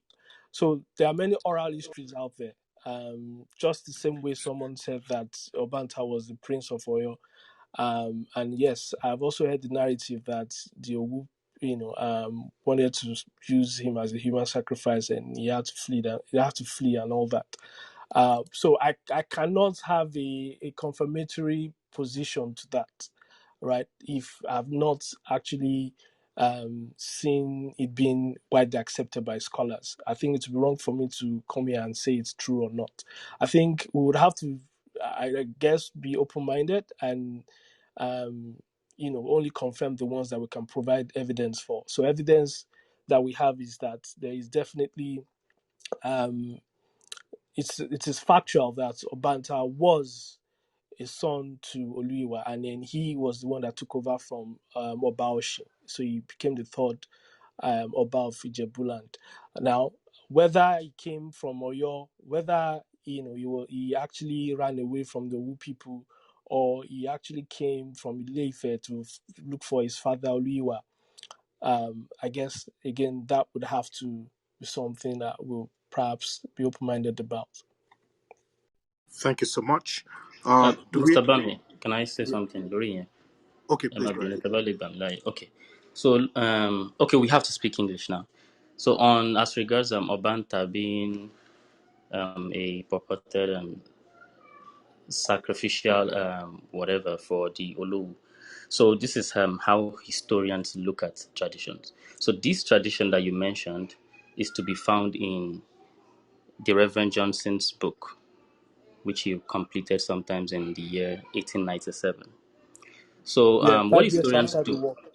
exactly? So what historians do is that when they see statements like this, because there are many statements, orishishi tradition out there, so historians would not just like take everything as truth because sometimes they contradict each other. So they investigate the source. Where is this originating from? And it took boloti boile. So historians would give precedence to an account. If the account is different, they would give precedence to one that originates from that kingdom itself. So èyí tó bá wá láti ọ̀dọ̀ wọn Ìjẹ̀bú kí ló ń sọ nípa ara wọn, nípa origin wọn. So if Mr. Bami says this is who he is, and I am saying no, this is who Mr. Bami is, historians would give precedence to what Mr. Bami says about himself than what I think of Mr. Bami. So that account of Obanta being a sacrificial thing, a votive, is an account that does not originate from the Ijebu people. Yes, the Reverend Johnson went around collecting accounts of different Yoruba kingdoms, but some of the setback was that he didn't get some account of certain kingdom from that kingdom. He would get it from other kingdoms. Oh my get a lot of Bumi. In fact, our historians the originate they've traced the origin of this particular account to be originating from the Owu people. The Owu and then the Ijebu people would be arch enemies at some point in time because one journey and one fight can. So you would expect why such an account would originate from the Owu people about the Ijebu people. So the idea that the Ijebu people or Obanta was supposed to be sacrificial is not correct. In fact, the Ijebu people say something completely different from what the Owu people said, which Samuel Johnson has incorporated into his book because he didn't know better. At that time when Samuel Johnson was writing, nobody could access the Ijebu country. Ijebu country, other Yoruba people, they want Ilu Ijebu. In fact, if you want to do trade, you would do it at the boundaries. Ilu and so no stranger. So he couldn't have gotten any information from the Ijebu people at that time. But the bottom line is that the Ijebu people say something else about themselves, and then this account says something else about the Ijebu people. And historians have found that this account did not come from the Ijebu, it came from the Owu, and we know why the Owus of old would have said such thing about the Ijebu. I hope that clarifies.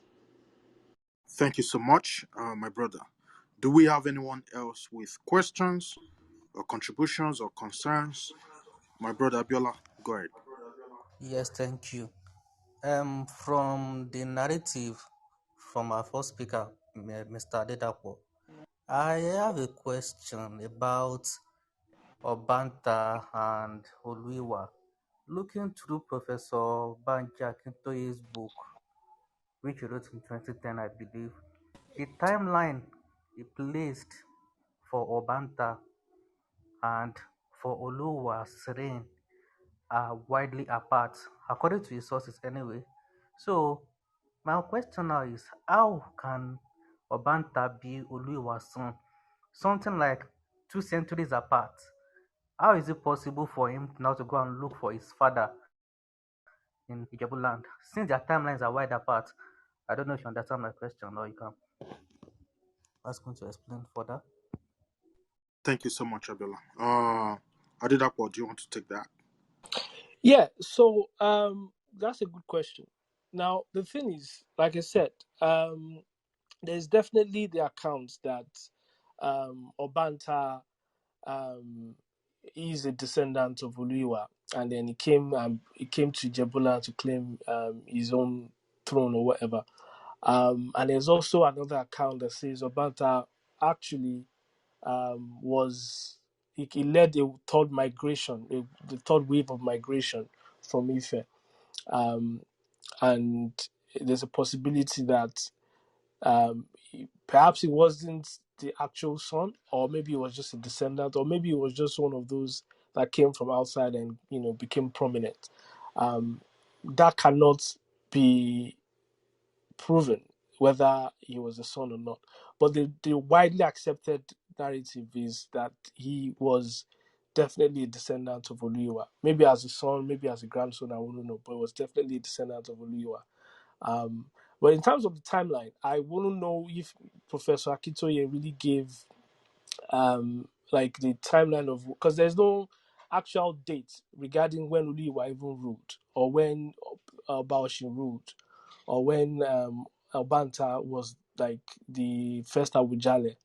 I don't think the Jabu people kept records of those times, and I don't think those who came after to write this history would accurately ascertain the actual year or the timeline. So it's something that again historians cannot authoritatively say that yes, it was like 100 years apart or whatever, because there was no timeline at the time. But if there's a link between Obanta and Oshin and Oluiwa, I think it's more credible to perhaps believe that there was an ancestral link between those two figures.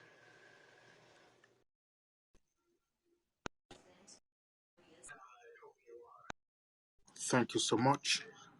Uh, do we have other Yes, I have a person? question. Yeah, I please have go a ahead. question. Please go ahead. Okay, all right. I'm sure you are aware of Bilikisu, which we Ijebus we regard as a Queen of Sheba. And I'm sure you've I don't know if you've ever been to the place where they said she was buried. How does that tie in to the Ijebu people? Because we do believe, just said, so I don't know if you can speak on that, because that has always intrigued me. You know, I mean, is she really buried? I mean, how does that tie in with the Queen of Sheba and Ijebu people? Thank you. Yeah, thanks. So the Queen of Sheba till today is not like historians believe that could have been a mythical figure, right? Because even when the queen is depicted as an Ethiopian queen, again, there's no evidence that there was a Queen Sheba in Ethiopian history, or the Queen Sheba was actually the same Bilikisu Sungbo or Sungbo, that in Ijebuland. In terms of that particular place you talked about, yes, I know where it is, but again, um, what happens is that when we adopt new religions, as a people, as humans, we tend to always try to reconcile um, our own stories or narratives with the ones that we've accepted as true, especially like the biblical stories and all that. And I think that was what happened with the Jebus, thinking that Bilikisu Sungbo is the same as Queen Sheba. There's no actual evidence that points to that as a fact. And those walls are actually defensive walls. They are a system of, walls and ditches that the Jebu people built around 800 and 1000 AD, and legend has it that it was built in honor of a noble person, a noble lady, which is the Biliki Susungbo. And that could have just been it. She could have just been one of those prominent figures, in Ijebuland at the time. But connecting it to the Queen Sheba of Bible, I think that's a stretch. And like I said, there is no actual evidence that points to the fact that they are the same people. Thank you. Thank you so much. Um, do we have other questions? Can I I have a ask a question. question? Okay, should you and Femi, should you go first? After that, Femi. Okay, so I have two questions here. So my first question is this: When did the um when did the Ijebus migrate out of Ile-Ife? And my second question is do how are we related to Remo people in Ogun State? All right, thank you.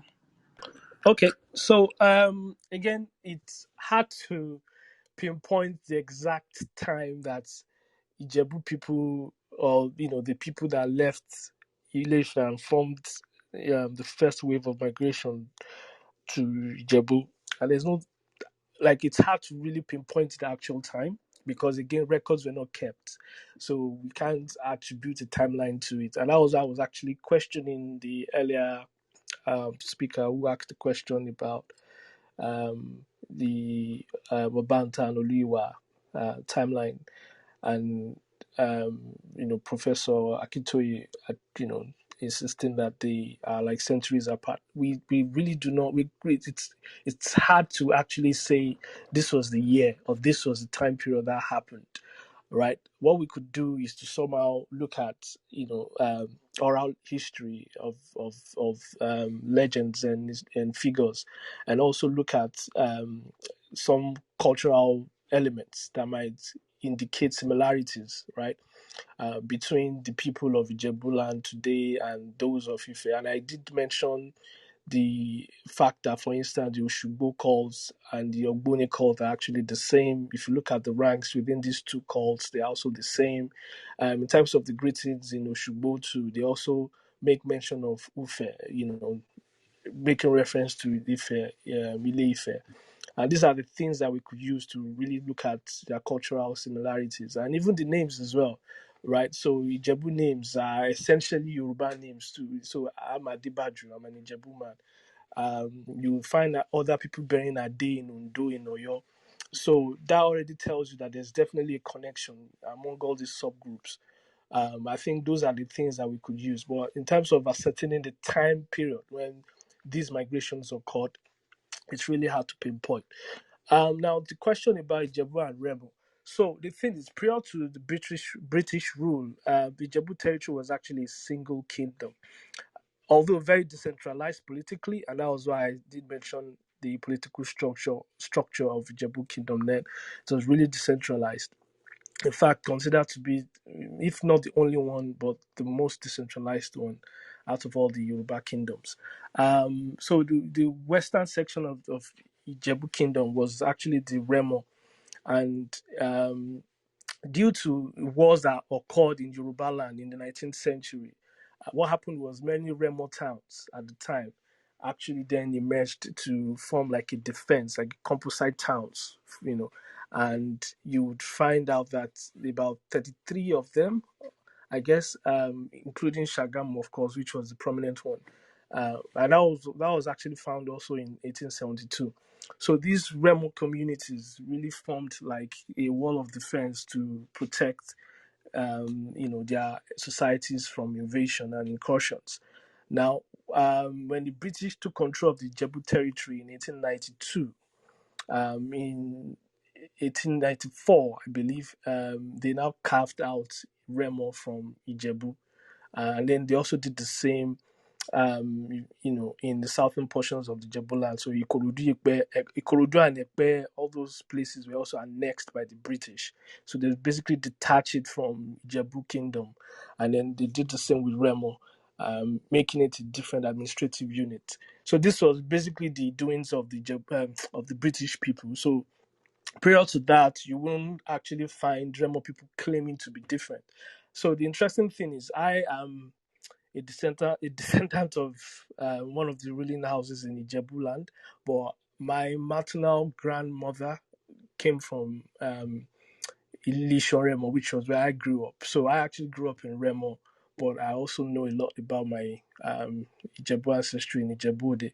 So I know for a fact that these people are actually the same people in terms of even the language they speak, even though they do claim that there are nuances, in the dialect. But if you really look at it, it's actually the same. And again, if it wasn't for the British, they won't see each other as different. So I guess that would be my response to the question. Thank you. Thank you so much, my brother Femi. Evening there. Thanks for giving me this opportunity now. Um, I hope I'm not. I came across this book by the Awujale of Ijebu, President Awujale, and he's contend that the Ijebu people come from a place called Iwadia, which I believe is in Sudan. So in this, I'm not sure whether you spoke about that. And the other question is, why is there an Awujale in Togoland? If you have come across that too, there's actually, I do know that factually, that there's a Awujale of, I'm not sure what final title he has, but he still has that same title of Awujale. Yeah, so I think I already sort of answered that question when I started with debunking that claim that Ijebu people came from Wadai or Wudai, like he said. So the a lot of the kings in Ijebu or in Yoruba land began to sort of somehow fight for supremacy, and you see situations where they are with Jale. I think he actually started this whole rhetoric in the 70s, and then he formed a company and called it Wadai something, Wadai Leather Company or something like that. But there's no truth to it because, like I said, if there was actually a kingdom called Wadai, right, that existed in Sudan, it was a kingdom that was formed or created by the Arabs. And this was not when, so the Jebus had been in modern Nigeria prior to that time. So that's like the first um, point to somehow debunk it. Then you look at the people that actually created this particular place. He can refer to the Wadai Empire. It's formed by the Arabs who came from the Middle East, and that was in late 1600s. And in fact, at the time, it was really more even till now, it's still really really in Chad rather than even in Sudan. It's really in Chad, not even Sudan. And you won't see any form of similarities between the culture of these people and the ones that you see in Ijebuland or among the Ijebu people, whether in terms of language, whether in terms of dressing, whether in terms of food, or even in terms of the way they I don't know, worship their gods or something. Like Arabs who came to that place and formed Wadai, it was an Islamic enclave. They were Muslims, and I don't think. I mean, the Ijebu people got to know about Islam much later, right? They weren't Muslims until when what's his name now, the Tobogun came to Ijebuland, and then through the Imam that ruled in Epe. The point is they adopted Islam much later, and they that wouldn't have been the case if they were actually people who migrated from an Arabic empire, an Islamic empire. Like they would have just come to that place with their knowledge of Islam, right? And then you would have seen some semblances, of Middle Eastern or Semitic culture in their own culture. But that is not the case. In fact, they bear similarities. They share a lot of similarities with other subgroups in Yoruba land. And again, we can also look at some of their cultural elements and see the influences of Benin Kingdom there. So, for instance, there was a time when, so the I don't know if so the I don't know if you know anything about Uzama. Uzama in Benin actually has a lot of similarities with sorry, just a minute. Uh, Sorry, I need to quickly attend to my spouse. So, sorry, All apologies. right, Mr. Bami, can I say That's okay something then. real quick on the Wadai Yes, please go ahead. and some of the questions? Yeah. So somebody asked the question. I'll talk about the Wadai. I just want to buttress what Mr. Adedapo was saying, and he has been saying it right, and also to point out some few things. So as regards the timing when all this the Ijebu people came from Ife.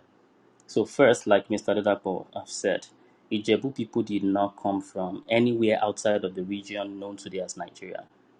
There is no such thing in academic and professional history. It is bogus. So there was a day we discussed this at length. So Yoruba people, or people who became known today as Yoruba people, emerged for the first time within today's Nigeria region, somewhere close to the Niger-Benue confluence. That's what history says. Ibi tẹ́ bá wo map Nigeria yẹn, ibi tí river Niger àti river Benue ti pàdé yẹn, somewhere close around that region ní gbogbo Yorùbá ti jáde. Àbí ká sọ pé gbogbo àwọn tó ń pè ní Yorùbá lénìí, those who are known today as Yorùbá, Ìjẹ̀bú ni o, kódà Ìṣẹ̀kírì ni o, Ifẹ̀ ni o, Ọ̀yọ́ ni o, they all came out, emerged from that area. So when they emerged, everybody settled in the present location Tamuno that they are right now currently. So they settled even in places called outside of Nigeria today. So everybody settled like that. So that's the first wave of migration, and the second wave of migration came on when the Yoruba people, or the people who came to be known as the Yoruba people, when they had their first empire, Ife. So there was this wave of migration that sprang out of Ife, and it came to all the other Yoruba people who had already settled in their respective locations with the Ife or your people at about the same time. So this second wave of migration is actually kingdom founding migrations. So they are not really migration of moving people from one place to a place that has not been inhabited before. No, all these places have been inhabited when people first left the Niger Benue Confluence region. So the second wave of migration is a kingdom founding migration from Ife. And then people started leaving Ife to establish kingdoms among the other people, their other kings and kith and kings in the different parts of what is now called Yoruba Kingdom. So that's where we have the Obanta migration.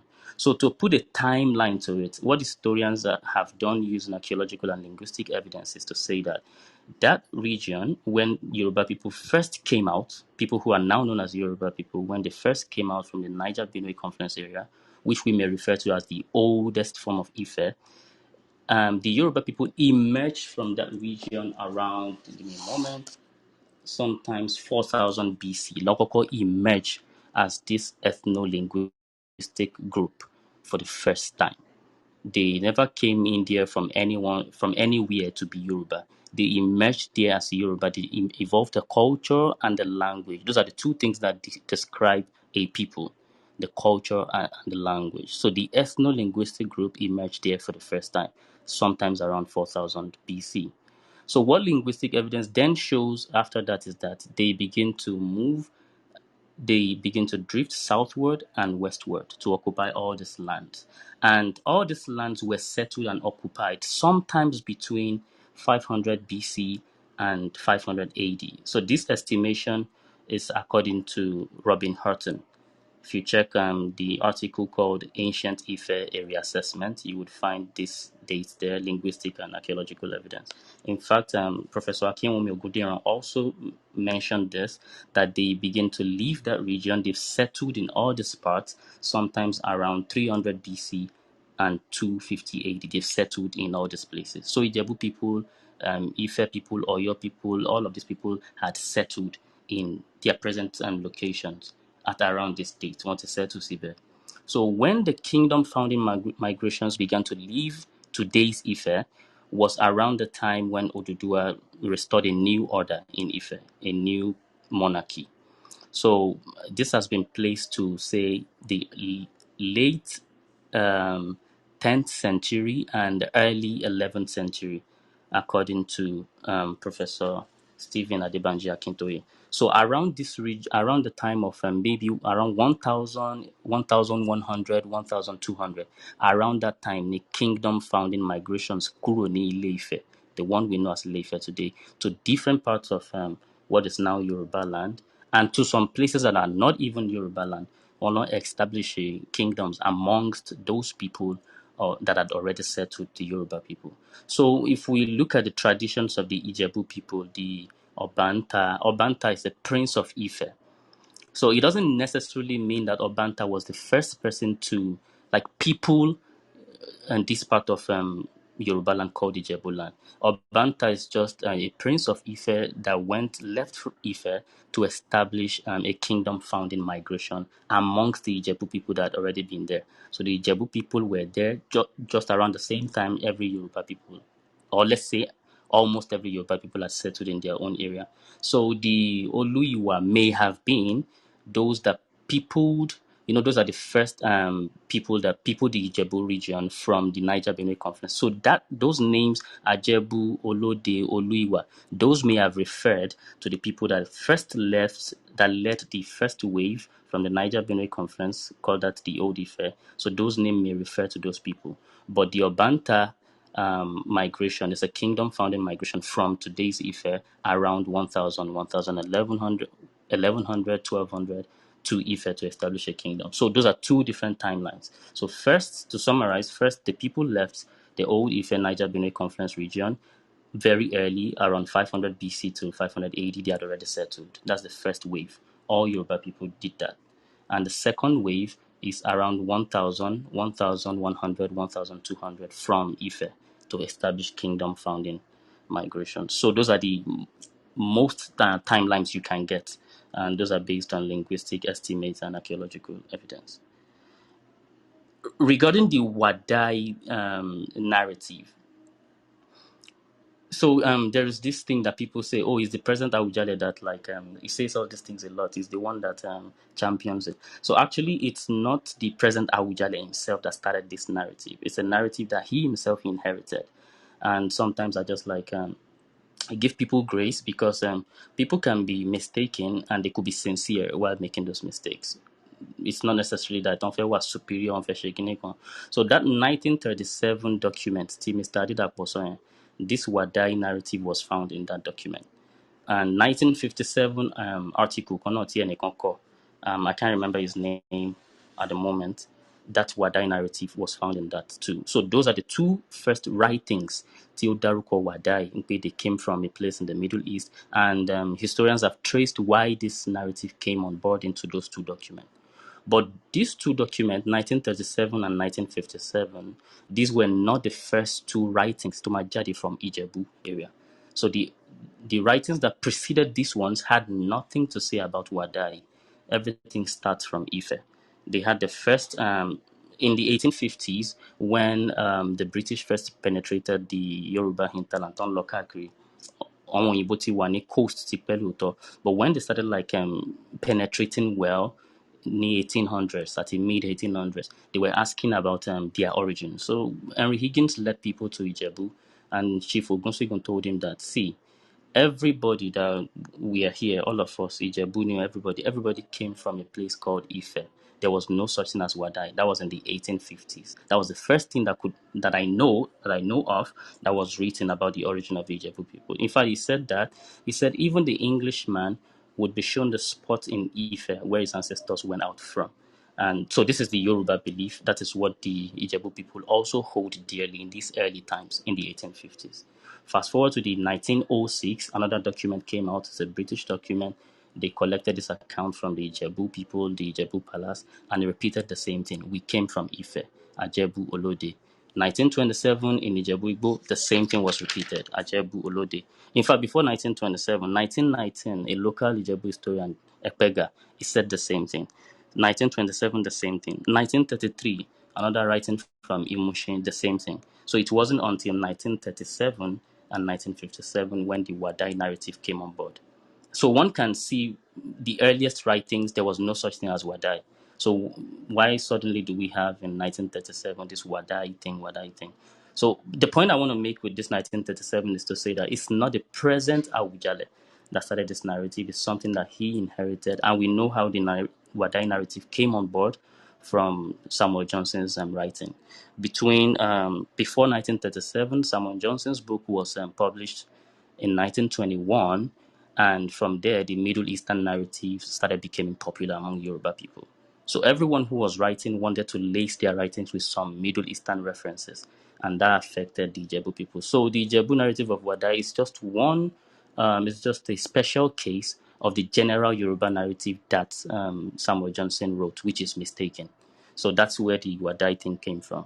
But it's completely false, it's mistaken, and I don't think the Awujale is deliberately trying to twist history. I think it's just sincerely mistaken.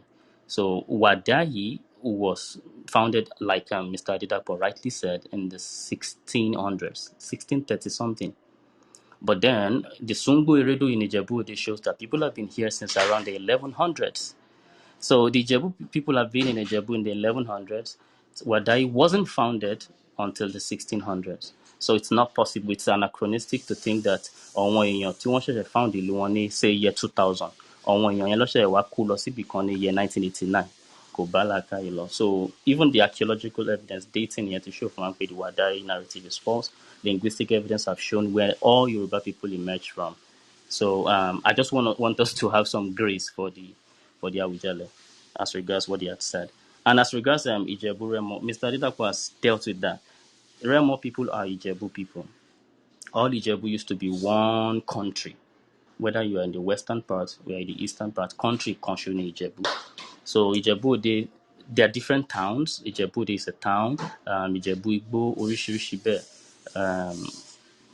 Kilotimpe, Ishagamu, there are many like that. They are all different Ijebu towns. But very, very, very early in the pre-colonial times, Ijebu, they managed to rise to be the most important of all these Ijebu towns and kingdoms. So Ijebu had the seat on the capital gbogbo Ijebu Toku. But all of the Ijebu country, including the ones known today as the Ijebu Remo, that looks as if it's different, they are all together in the beginning. So it was the colonial guys that tried to create a separate. It started as a local government thing, separate local governments for Ijebu Remo, the western side, and that was the proposal was in 1936. Ni wọ́n kọ́kọ́ make a proposal yẹn pé we want to administer this as one separate unit ìyẹn ti àwọn west yẹn. So that's what gives today the impression and the illusion that in pé àwọn eléyìí wọ́n yàtọ̀. Everybody is one Ijebu but different towns and kingdoms, and there is one king who is the most important of all those towns, and that's the Awujale. Thank you. Yeah, Yeah. thank you very much for that, Ola. Just to add to that beautiful viewpoint, so there's actually a bronze tool that was found in 1965 at Djibouti, and when analysis was done, it was revealed that um, the bronze tool actually has a lot of similarities to to the way stools were carved in Ife and even in Benin. So, meaning that there could have definitely been influences in terms of artistic influences um, that informed the way that bronze tool was actually created by Ijebu people. And the same tool was also found in Owo town too, much later. So this also buttresses the connection between Ife people and Ijebu. But that is not to say that we've not also had other groups coming into Ijebu Kingdom to become settlers and also integrate into the society. Now, I also was before I had to leave the phone. I was talking about some of the similarities between Benin and Ijebu. So, in terms of their kingship rights and even forms of state creation, you would always rights of kingship and the way royal rights were done in Ijebu land. They also there are similarities between those rights and the way Edo people um, also do theirs. So there was actually, I don't know if it's still really um, relevant now, but there was this chieftaincy society, a society of chiefs called the Uzama. They were like a cult too, and they were more like the kingmakers, the council of kingmakers, very similar to the Oshubo and the slightly similar to the Oshubo and the Ogboni, and the chief of, or the should I say the head of that particular Uzama cult was the Oliha, right? And when the duties and responsibilities and even the way that position is inherited, when those things were compared to the way the Oluisa of Ijebuland, who is also part of the Judicial Council in Ijebuland, when they were compared, they could see similarities in terms of how they perform their duties and roles, and also in terms of the role they play in terms of king making, and also the rights that they adopt in terms of crowning the king in Ijebuland, also crowning the Oba in Edoland. That's in addition to the artistic influences that I mentioned. So what we cannot dispute is the fact that there have been interactions between Ijebu people and Benin people, and definitely there are influences between Ijebu people and other Yoruba subgroups. And I think with that we can definitely say that the Ijebu are Yoruba. They are Yoruba, and they did not migrate from Sudan or Wadai, as it's called. Yeah, thank you. Can I also add something, please, Mr. Bami? Please go ahead. Go Second ahead. part of my question. I'm Thank not sure you whether you very got the much. second part of my question. Sorry, Oh, sir. Thank sorry. you What was very the second part of your question? Awujale in Togoland. Oh well, I don't know any Awujale in Togoland, so I can't speak I'll to probably that. try and find the information and send it to you where I got it from. I was baffled. All I right, think I came across it like 3 years ago, so I'm like, oh, is that even okay. possible?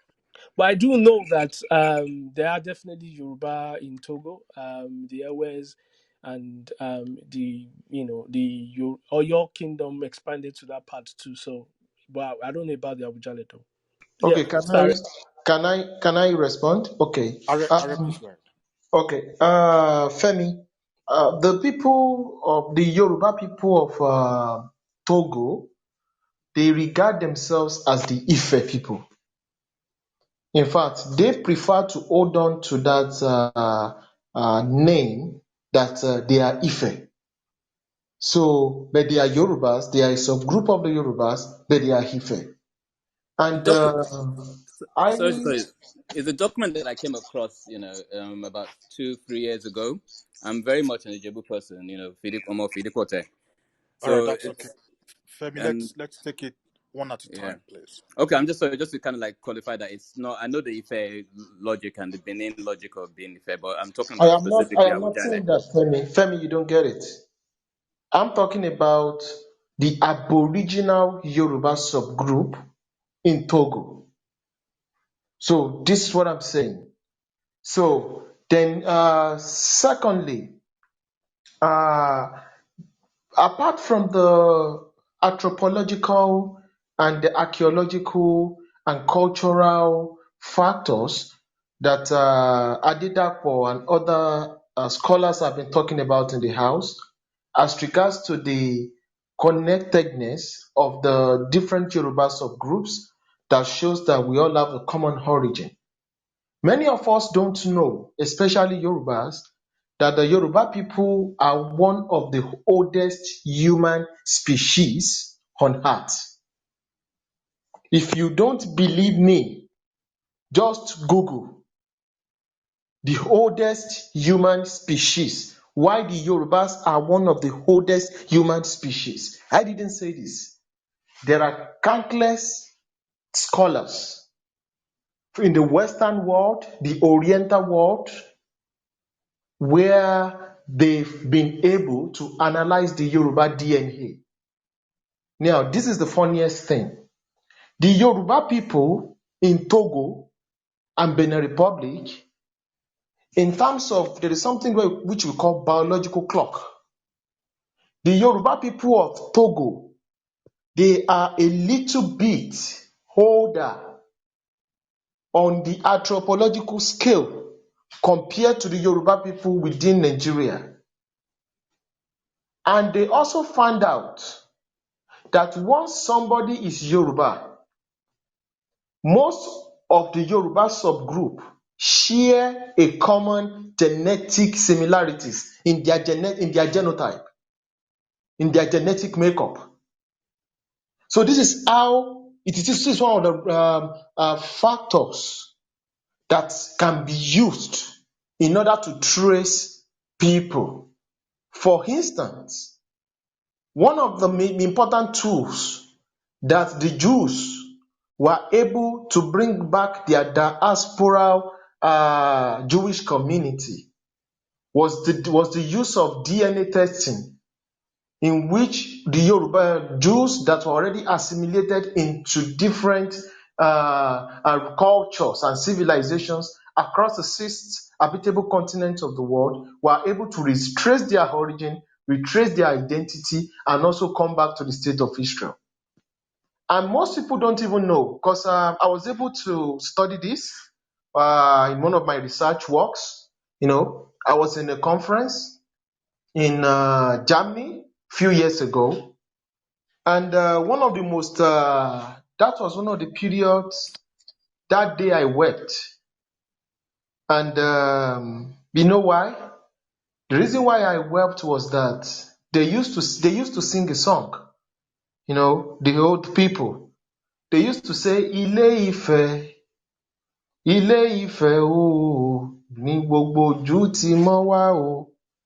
But growing up, when you grow up in places where people have taught you Adam and Eve, that they are the Garden of Eden is in the Hanging Gardens of Babylon, that the Garden of Eden is in the Middle East, and that's what you've been taught all your life.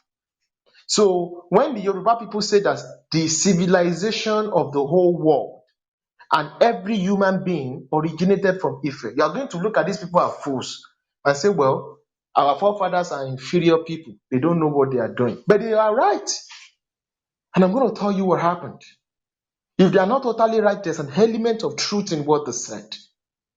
And it's unfortunate that people that never had any relationship with Yoruba people in a conference are discussing Yoruba DNA. I'm going to tell you what happened.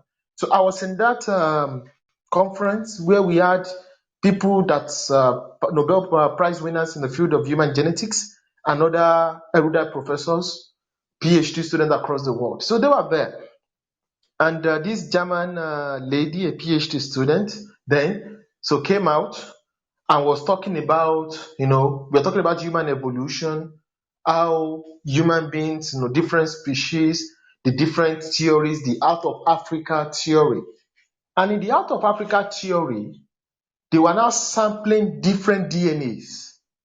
Out of all the DNAs in the world, only 3 DNAs were the principal. Like at least, I think they talk about the Khoisan people in South Africa. They talk about this another group and the Yorubas. So I saw the chart. Virtually almost every other people in Central Africa and many in West Africa and many across almost to East Africa before the other human beings even evolved from us came from the Yoruba people. So if they want to, if there's any, I'm saying this openly with all authorities. So if you don't believe me, go online, do some research, and you'll be shocked with what you're going to say.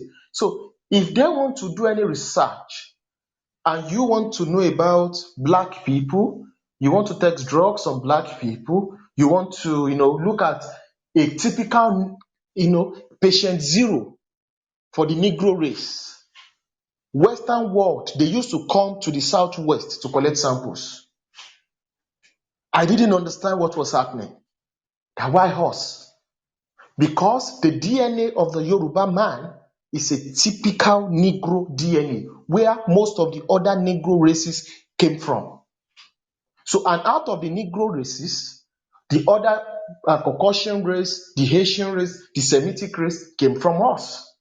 So when the Ife people, our forefathers said every human species came from the Yoruba people, they are not mad. They were 100% right.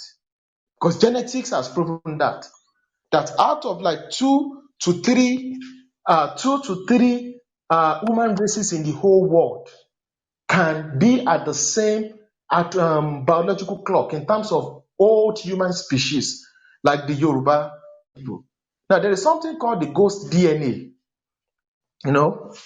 They said the Yoruba people, and I've forgotten the second ethnic nationality.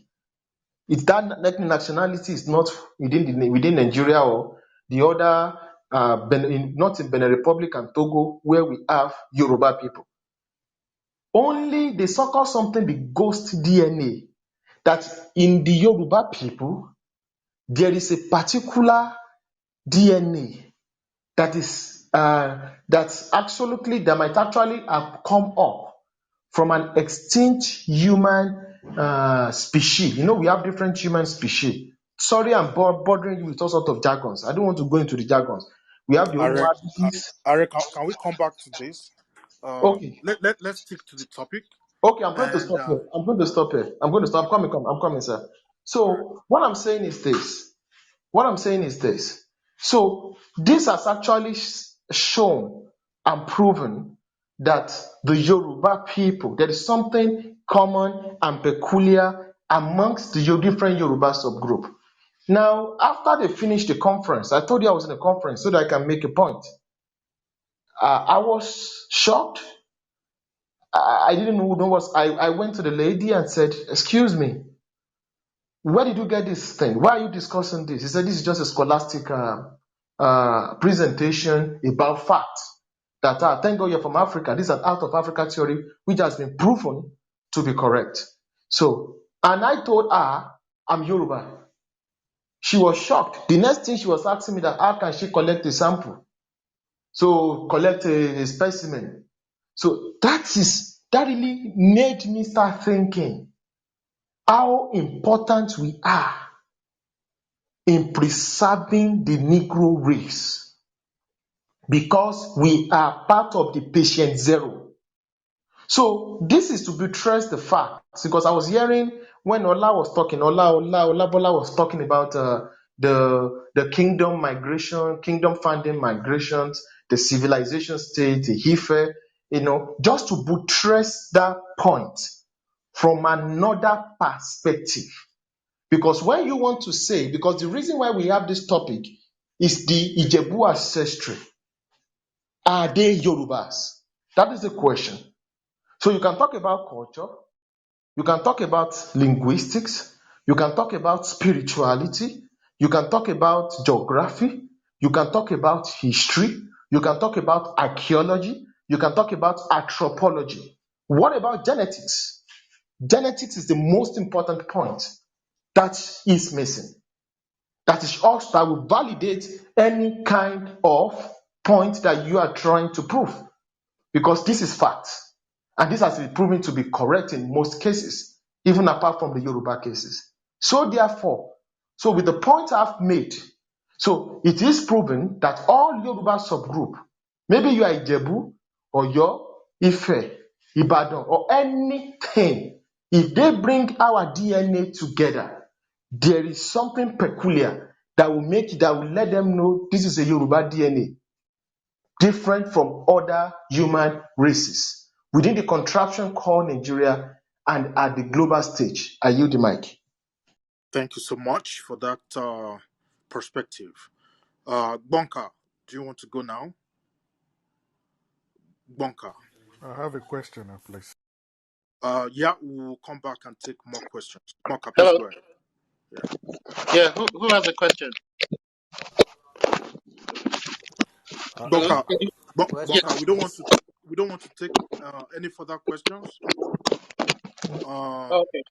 Yeah, let's go ahead. Then we'll come back Good to you. evening. Yeah. Good evening, everyone. It's a beautiful day today. This is a very interesting topic, and it's a great progress so far. Ijebu. I'm going to, if I have to talk about Ijebu, I might be unfair because I have great soft spot for Ijebu. Now, I don't have any blood ties to Ijebu, and I as a historian and as a scholar, I don't follow bandwagons of thoughts. I do my own independent research, and I realize that what people see about the Ijebu people and they think of it as a bad thing is actually a very good thing. It's actually strength. What they see in them and believe that it's a negative thing. A value system that is very frugal and a value system that is very self-preserving and conservative. That is what people who do not understand it would misunderstand. And that was why of all the Yoruba nations, Ijabu was the only Yoruba nation that the British had to go to war to capture.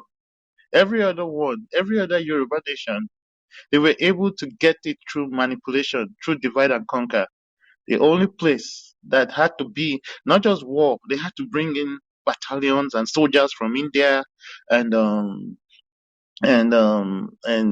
Maxim guns and actually naval battle. That's the only naval battle I know was ever fought anywhere. It was a big deal, you know. Now, in terms of Ijebu and its ancestry, I'm going to put it this way. Look at all the names that bear Ijebu. Are they Yoruba names? You know when they say place is Ijebu Igbo, is that a Yoruba word? Ijebu Ode, is that a Yoruba word? I mean, we know that something. you will know what is from the language, right? Look at the ancient names of Ijebu people and their Ijebu kings. Were they Yoruba names? Even they say Obanta, meaning Obawanta, was it a Yoruba word? Awujale, is it a Yoruba word? So these are not even things we need to kind of argue about. We don't need to talk. And I'm happy that someone has done a lot of justice about it on it. So I'm not going to go into that since it has already been discussed. But I'm going to go into the politics of how the kingdom of the Ijebu was structured. And also we know that the first people that the Europeans had contact with anywhere in the Atlantic coast to our side was the Ijebu people, even way before they met with the British. And the first Portuguese sailor to stop by at Ijebu, and I think it was in the 1500s. His name was Pacheco Pereira. Sorry, some very funny name. And he brought something that is of interest to Ijebu people, and they're very good craftsmiths. In fact, they have a very spiritual role for a craftsmith. They call them Olu. I think Oluirin. Is it Olurin or Oluirin? So they brought these Manilas, and that caught the eye of Ijebu people. And Ijebu people sold them slaves, and that was the time they founded Brazil. So they needed a lot of hand slaves, so they sold them slaves, and they sold them um um ivories, elephant tusk. But there was something very important that the Jabu people were known for that we don't talk about to today. It's a kind of cloth that they call the Jabu clothes. Then the Portuguese don't call them Jabu, they call them Jabu. So I think it's because they can't pronounce the name well. But the clothes they make then, it was very affordable and it's durable, and that's what the middle and lower class of people of Europe used to wear, and people of the lower class in the New World. So that was one of the major traits that they had with the Ijebu people. It was from these clothings that Ijebu actually made a lot of wealth, not really from the slaves. They didn't sell a lot of slaves until after the fall of the the Oyo Empire. Yes, thank you, sir.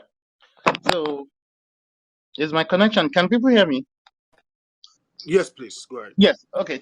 Thank you, sir. So now the Portuguese discovered a place called Zanzibar. That's around Tanzania area, and they saw that that place had a lot of cowrie shells, lots and lots of it.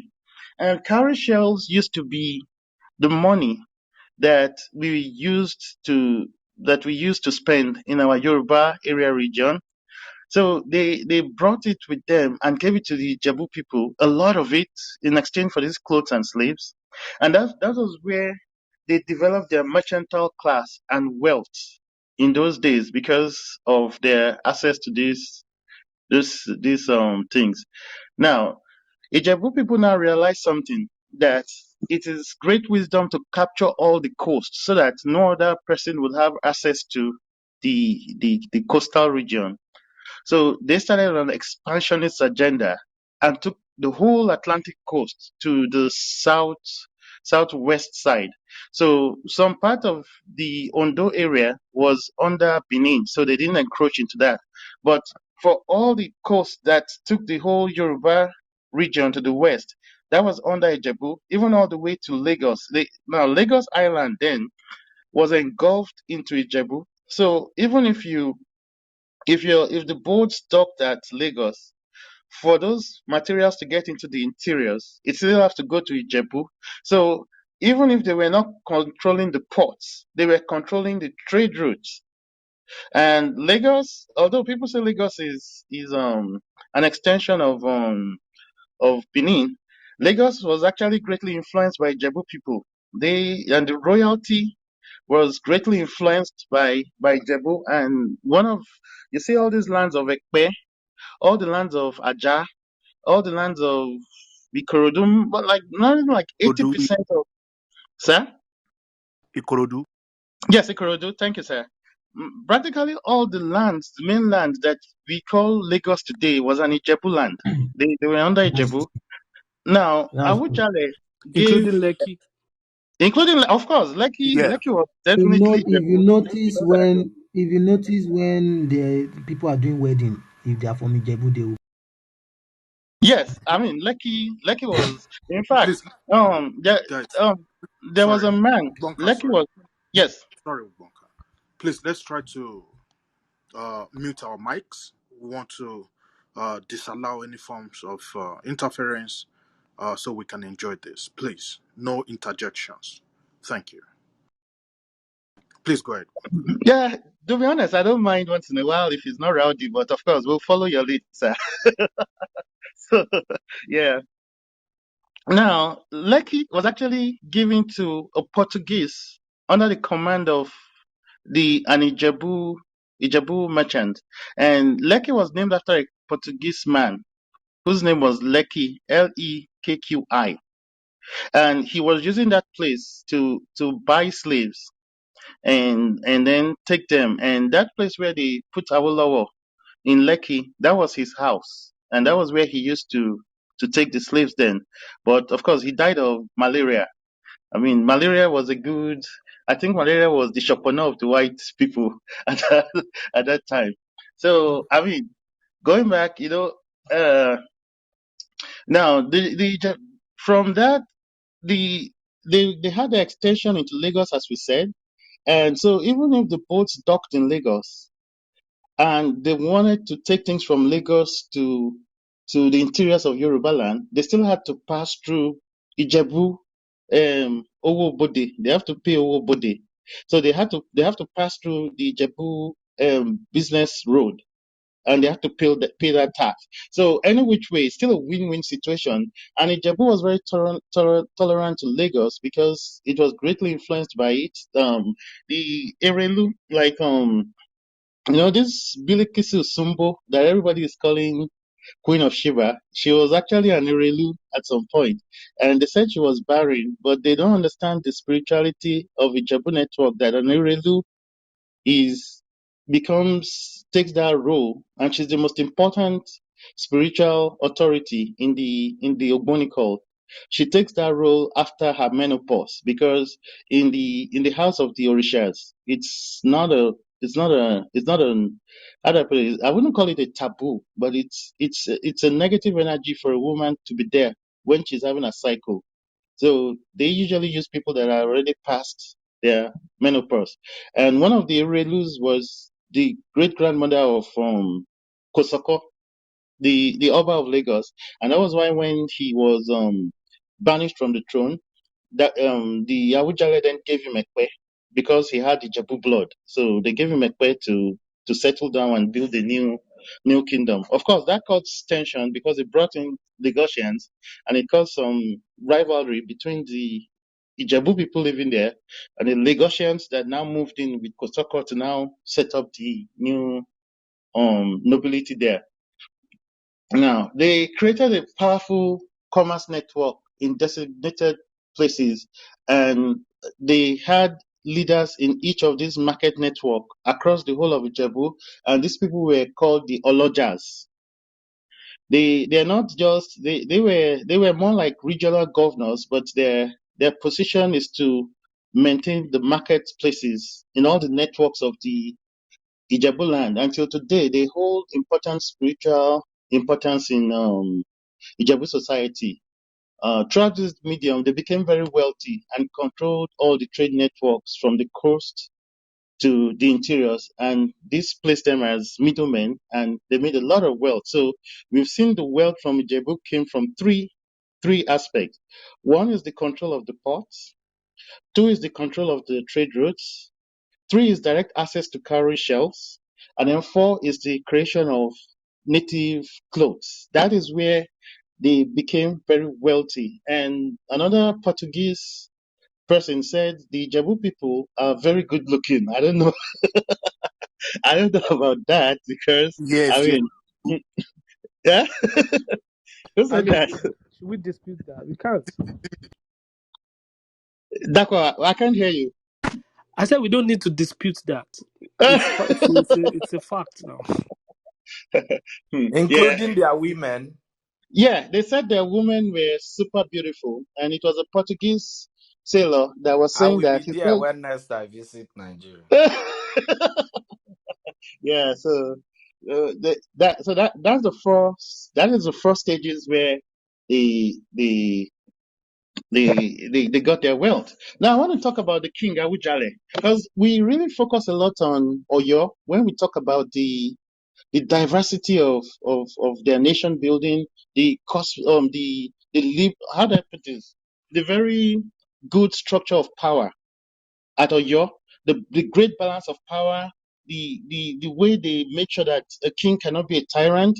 We usually think that that's unique to Oyo, but it's a common thing across the whole of Yoruba land. No king is allowed to be a tyrant, and the Awujale was not an exception. He was not a sole authority on the land. There was very beautiful checks and balance, and that was even more stronger than what I would say was happening at Oyo. The Yahujale's power was more of a symbolic one. He was like a spiritual authority, and he was not allowed to mingle freely with people.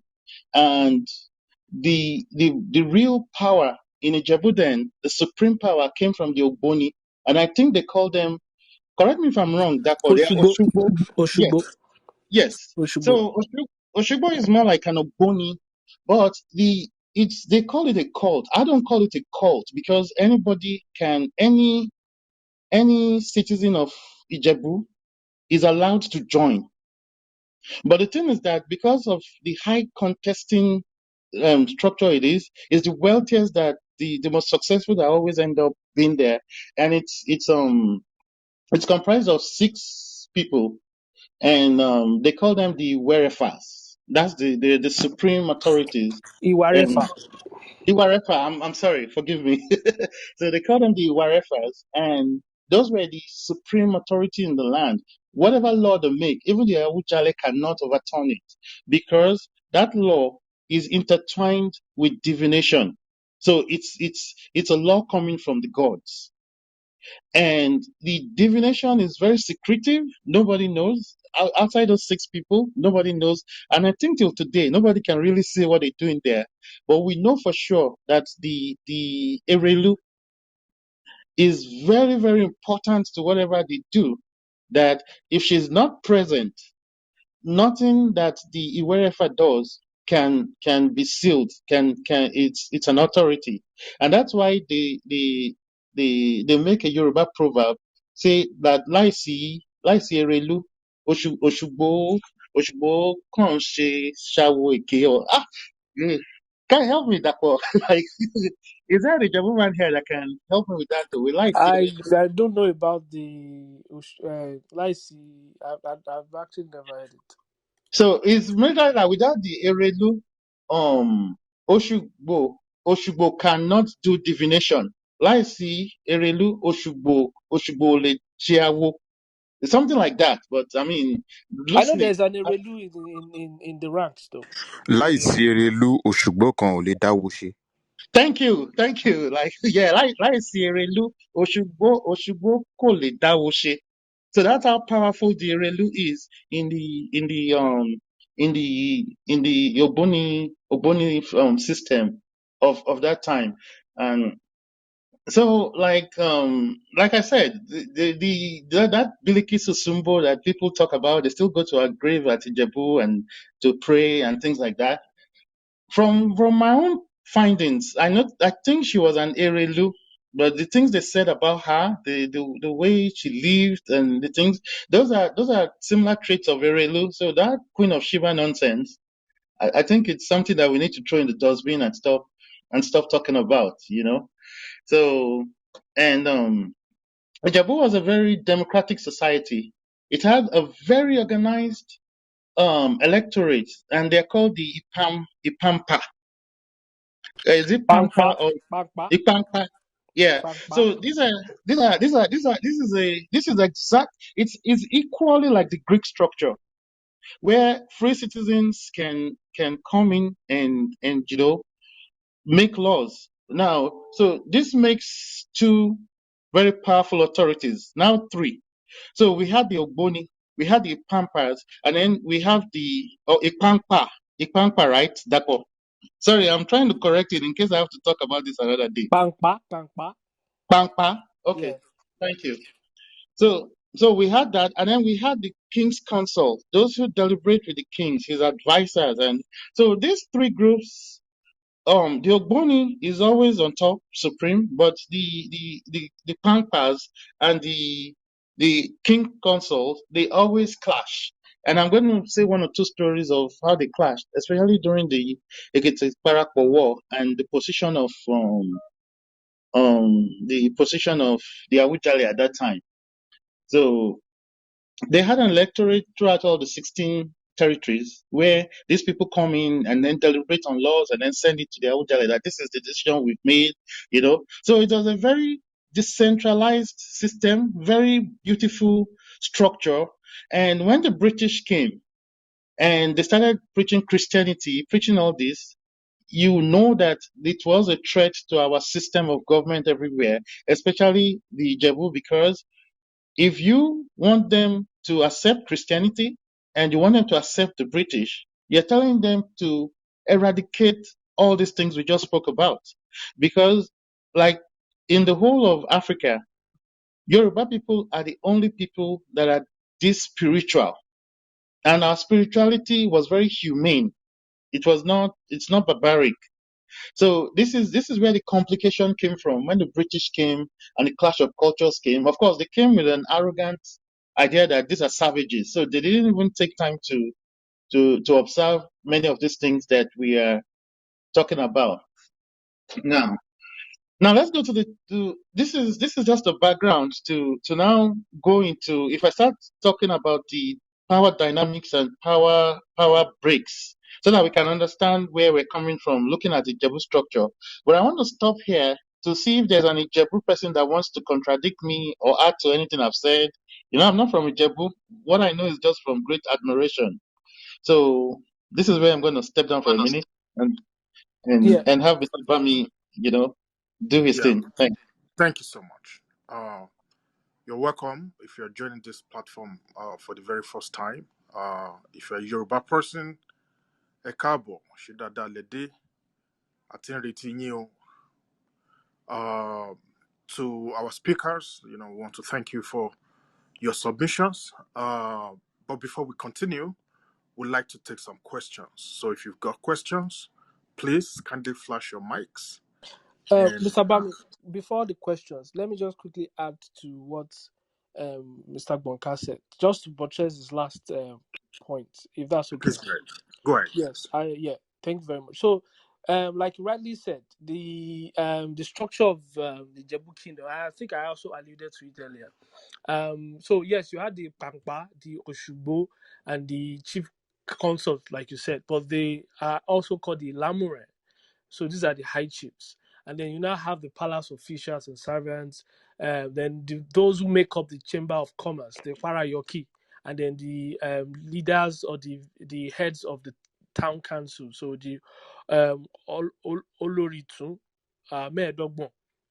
So the Pampa were actually like the people themselves. So they were really the voice of the electorate, and they somehow they are considered to be the paramount um, the paramount society, if I may say so, or the most important aspect of the political structure of Ijebu Kingdom. Reason being that they again are the voice of the common people. So the chiefs in there are made up of three: the Agbon, who control the word of Iwade Isale. Then you have the Kankafo that control the word of Borogun, and then you have the Lakpo Ekun, the one that controlled Iwadeoke. So, and now the canker for really, somehow you could tell that it's almost like saying the area of canker, but I don't want to go into that, but again, you could still see some influences, even your influences there. Then among the Oshugbo people, you now have the Oshugbo society, you have the Odele Olurin, the Oliwo, the Akpeno, and the Akonoro. So these were the four major titles of the Oshugbo. Of course, there are others because, like you said, they also admitted women into the society. And you could also look at the Ogboni. So the Oshugbo, they are called Oshugbo in Ijebuland, but in Oyo and Ife, another Yoruba place, they are called Ogboni. Now, the Lamure are a group of high chiefs under the leadership of the Oluisa or Olisa. So the other chiefs in that Ilamure are the Ogbeni Oja, Egbo, Olotufore, and many other chiefs. Now, those ones again are also part of that authoritative. They constitute the authoritative element of the political structure of Ijebuland. Then the Olori Tumedogbo. So the Ijebu kingdom had like 25 quarters, and each quarter had its own head called the Olori Itu. Now, the people of the quarter would meet regularly in the house of the Olori Itu to deal with, petty matters among themselves. It could be issues of anything really, adultery, bicycle theft, all those things. So the Olori Itu were the ones basically piloting the affairs of those small constitutive elements of the entire city state. So they were basically in charge of other public interests too. So just wanted to buttress and elaborate on the political structure of the Ijebu kingdom, like Thank you so much. Bunka said. Thank you so much, my brother. If you're joining us for the first time, you're welcome to the Yoruba room on the clubhouse.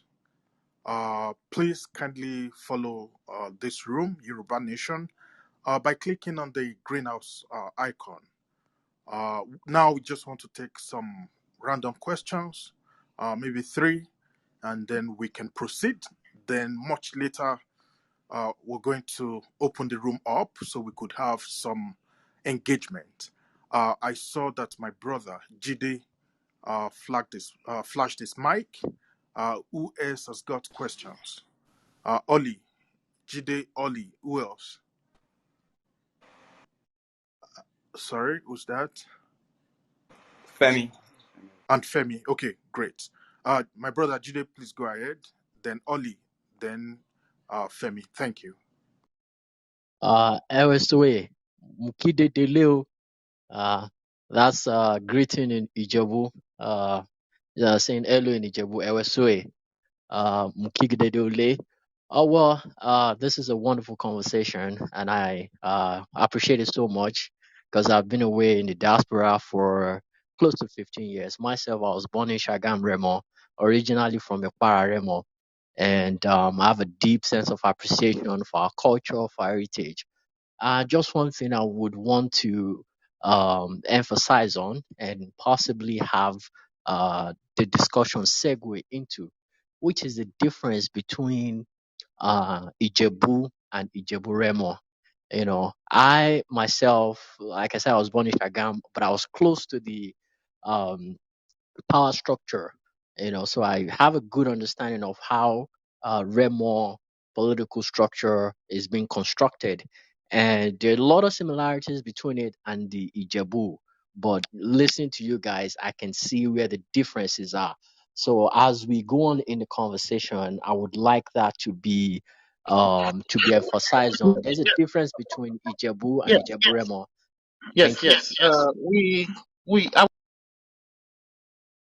I was gonna get to it, but I think you beat me into it, and I'm just gonna say first that the Yoruba nation was built into 4 blocks, 4 powerful blocks. The first block is the Ife block.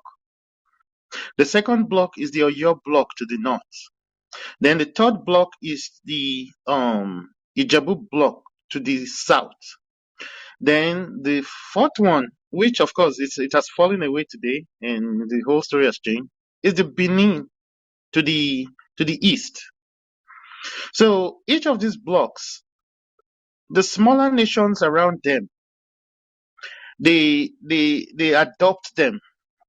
I don't know how to say it, but they become patrons of the smaller nations around them.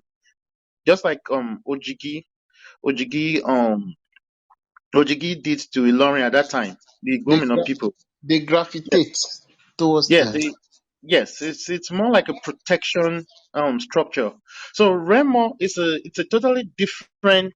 Well, I mean they have their own leader known as the Akarigo. They have they call them Meta Lelogun. Meta is it Meta Lelogbon? 33. What's 33 in? 33, yeah. You are right with Pastor Tree. òrìṣà Yes, 33. mẹ́tàdínlógún. Metal Lelogbon. So that was a totally different structure, but it was so you see all these things we were talking about, all these political structures, it did not apply to Remo. They didn't have the Olojas, they didn't have the That's right. yeah, so they had their own different structure under their Caribou, but they were patrons of Ijebu, the bigger Ijebu. So yes, they are Ijebu, and no, they are not. But Uh, this, Thank you. Thank you. That is actually very correct. It's well, more of a I yeah. loose disagree though. I confederacy. disagree. Okay, who disagrees? I did that. Go. I Oh, disagree. okay, you can go. Yeah, so I did mention that um Ijebu Kingdom, yes, it was quite decentralized, but you would see that the this whole Ijebu Remo thing didn't actually occur until the British came. So, for instance, the Ijebu territory came under the British control in 1984. Sorry, 1982. 1892. What am I saying? In 1892. Now, they now cut off Ijebu 2 years later. They cut off Remo to create Ijebu Remo 2 years later after that in 1894. And you would now find a situation where they somehow made Shagamu, like the Remo enclave, a political administrative unit, same way they did to Agoiwoyi and even Ijebu Igbo, right? So it was at the upon the advent of the British that you would see the visibility of Remo as a unit itself. It wasn't always like that. Now, historically, the Akaribo, again, there are, you could find different versions of the ethnogenesis of um, the people that make up Remo, like Shagam and all that. And even Shagam, and I'm happy someone who's from Shagam is here. I'm sure he knows a place called Offing, right? So one of the Yes, communities, I was born and raised in the Offing Quarters. yes. So Offing was actually where Akaribu was the leader. So he wasn't actually the leader of the entire Shagamu or Remoland. That was again the orchestration of the British. So often there are many communities that make up Shagamu itself. And Shagamu didn't even become the visible town that we know today until 1872. Right? It was just one of those separate Remo communities before then. So There were the 12. question will be It is the called question Òrìṣà the Gámù. the Orishagamwewa. the question will Orishagamwewa. be hold on everybody. Dako. The question will be what direct influence did the Awujale have in Remo before the British? What was his direct influence? I can Like speak to that. I can speak to that. Okay. Do I have time okay, to go you can first? go. All right. I think this is how it works. All right. Adedapo is right to a large extent.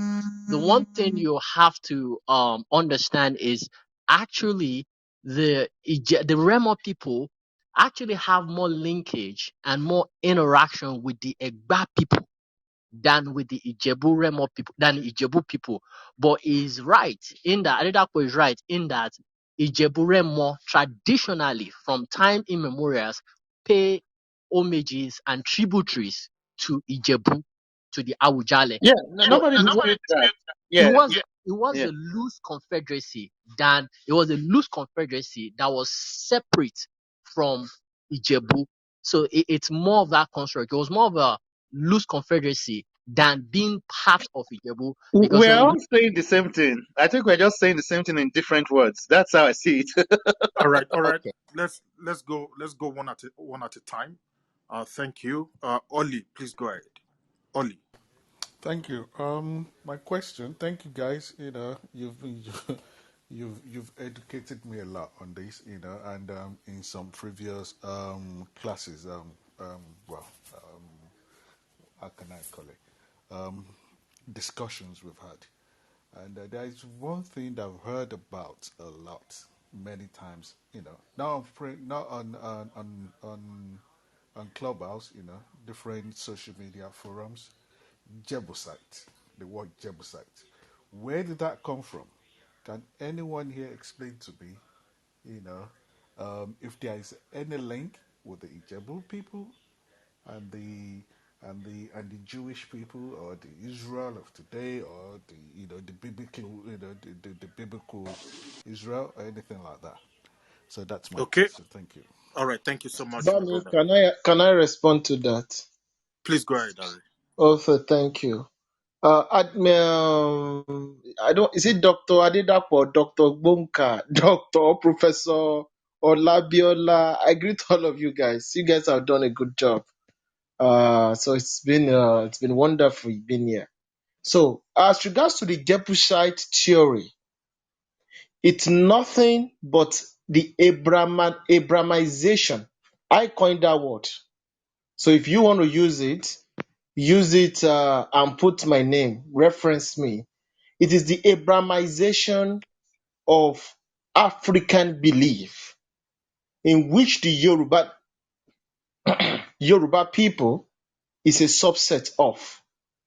You see, according to what Olabiola said, and I also believe, this Abramization of Yoruba history and Yoruba people started with the report of Reverend Johnson.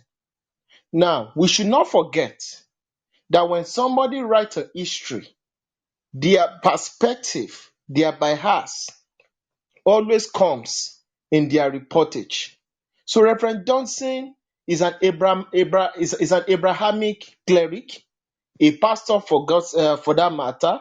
So if he wants to write a history, he would like to write a history to make Yoruba people embrace Abrahamic beliefs. So when we talk about Abrahamic beliefs, it is basically three. It's either you're a Christian, you're a Muslim, and you are a Judaist, you're practicing Judaism. See, these are the three basic and cardinal Abrahamic belief in the world. So the Jebusite theory is being the person that has been peddling this falsehood, majorly on social media, mostly is Reno or Mokiri. If not for the part, am I wrong, Mr. Oli? That's correct. That's nǹkan correct. ìdẹ̀kiri àbí kí ló tẹ̀ tí ń pè. I'm coming. Reno Omokiri, for reasons unknown to me, has turned himself to a social to his friend to a, I don't know. I don't want to insult him, to a motivational speaker, dabbling into things that he has no idea of, and he has created a bandwagon of semi-illiterates across the social media space. So when I tried to read this book and the nonsense he wrote, I shook my head because the that particular theory absolutely make no sense. Even if we want to go via the Torah, or we want to go through Jewish archaeology and Jewish theology, or Jewish historical account, the Jebusites are Semitic people. So the Semitic people, the Ijebu people, are not Semitic people. Genetically, they do not have any kind of Semitic semblance. Historically, they don't have any Semitic semblance. Culturally, they don't have any Semitic semblance. So this particular Jebusite theory is absolutely fallacious, because the Jebu people, just like other Yoruba subgroups, have always been they've always been absolutely, they belong to the Negro race. So it doesn't make sense in the racial theory based on genetic evidences, anthropological evidences, the archaeological evidences. These people belong to a group which emanated, evolved from the Niger Congo Valley. So it's please, it is totally wrong, absolutely wrong. It holds no place in the scholastic community. And before I also stop, this is a question I'm going to use this opportunity to ask. Maybe Mr. Bonka and Mr. Adedapo and other scholars in the house can also shed more light on it. What is the relationship between the Ijebus and the Ishekiris? Thank you very much. Thank you so much, my brother. My brother Femi, please go ahead with your question.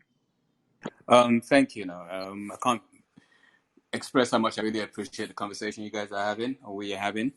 I wanted to ask, when you're talking about the political structure of the Jebus, where does the Agemos fit into this? I think that's pretty much the question. All right, thank you. My brother Olu Daniels, please go ahead. I saw you flashing. Olu. All right, Bonka, do you want to take the question? Do you want to take the questions, Bonka? Or Adidapo?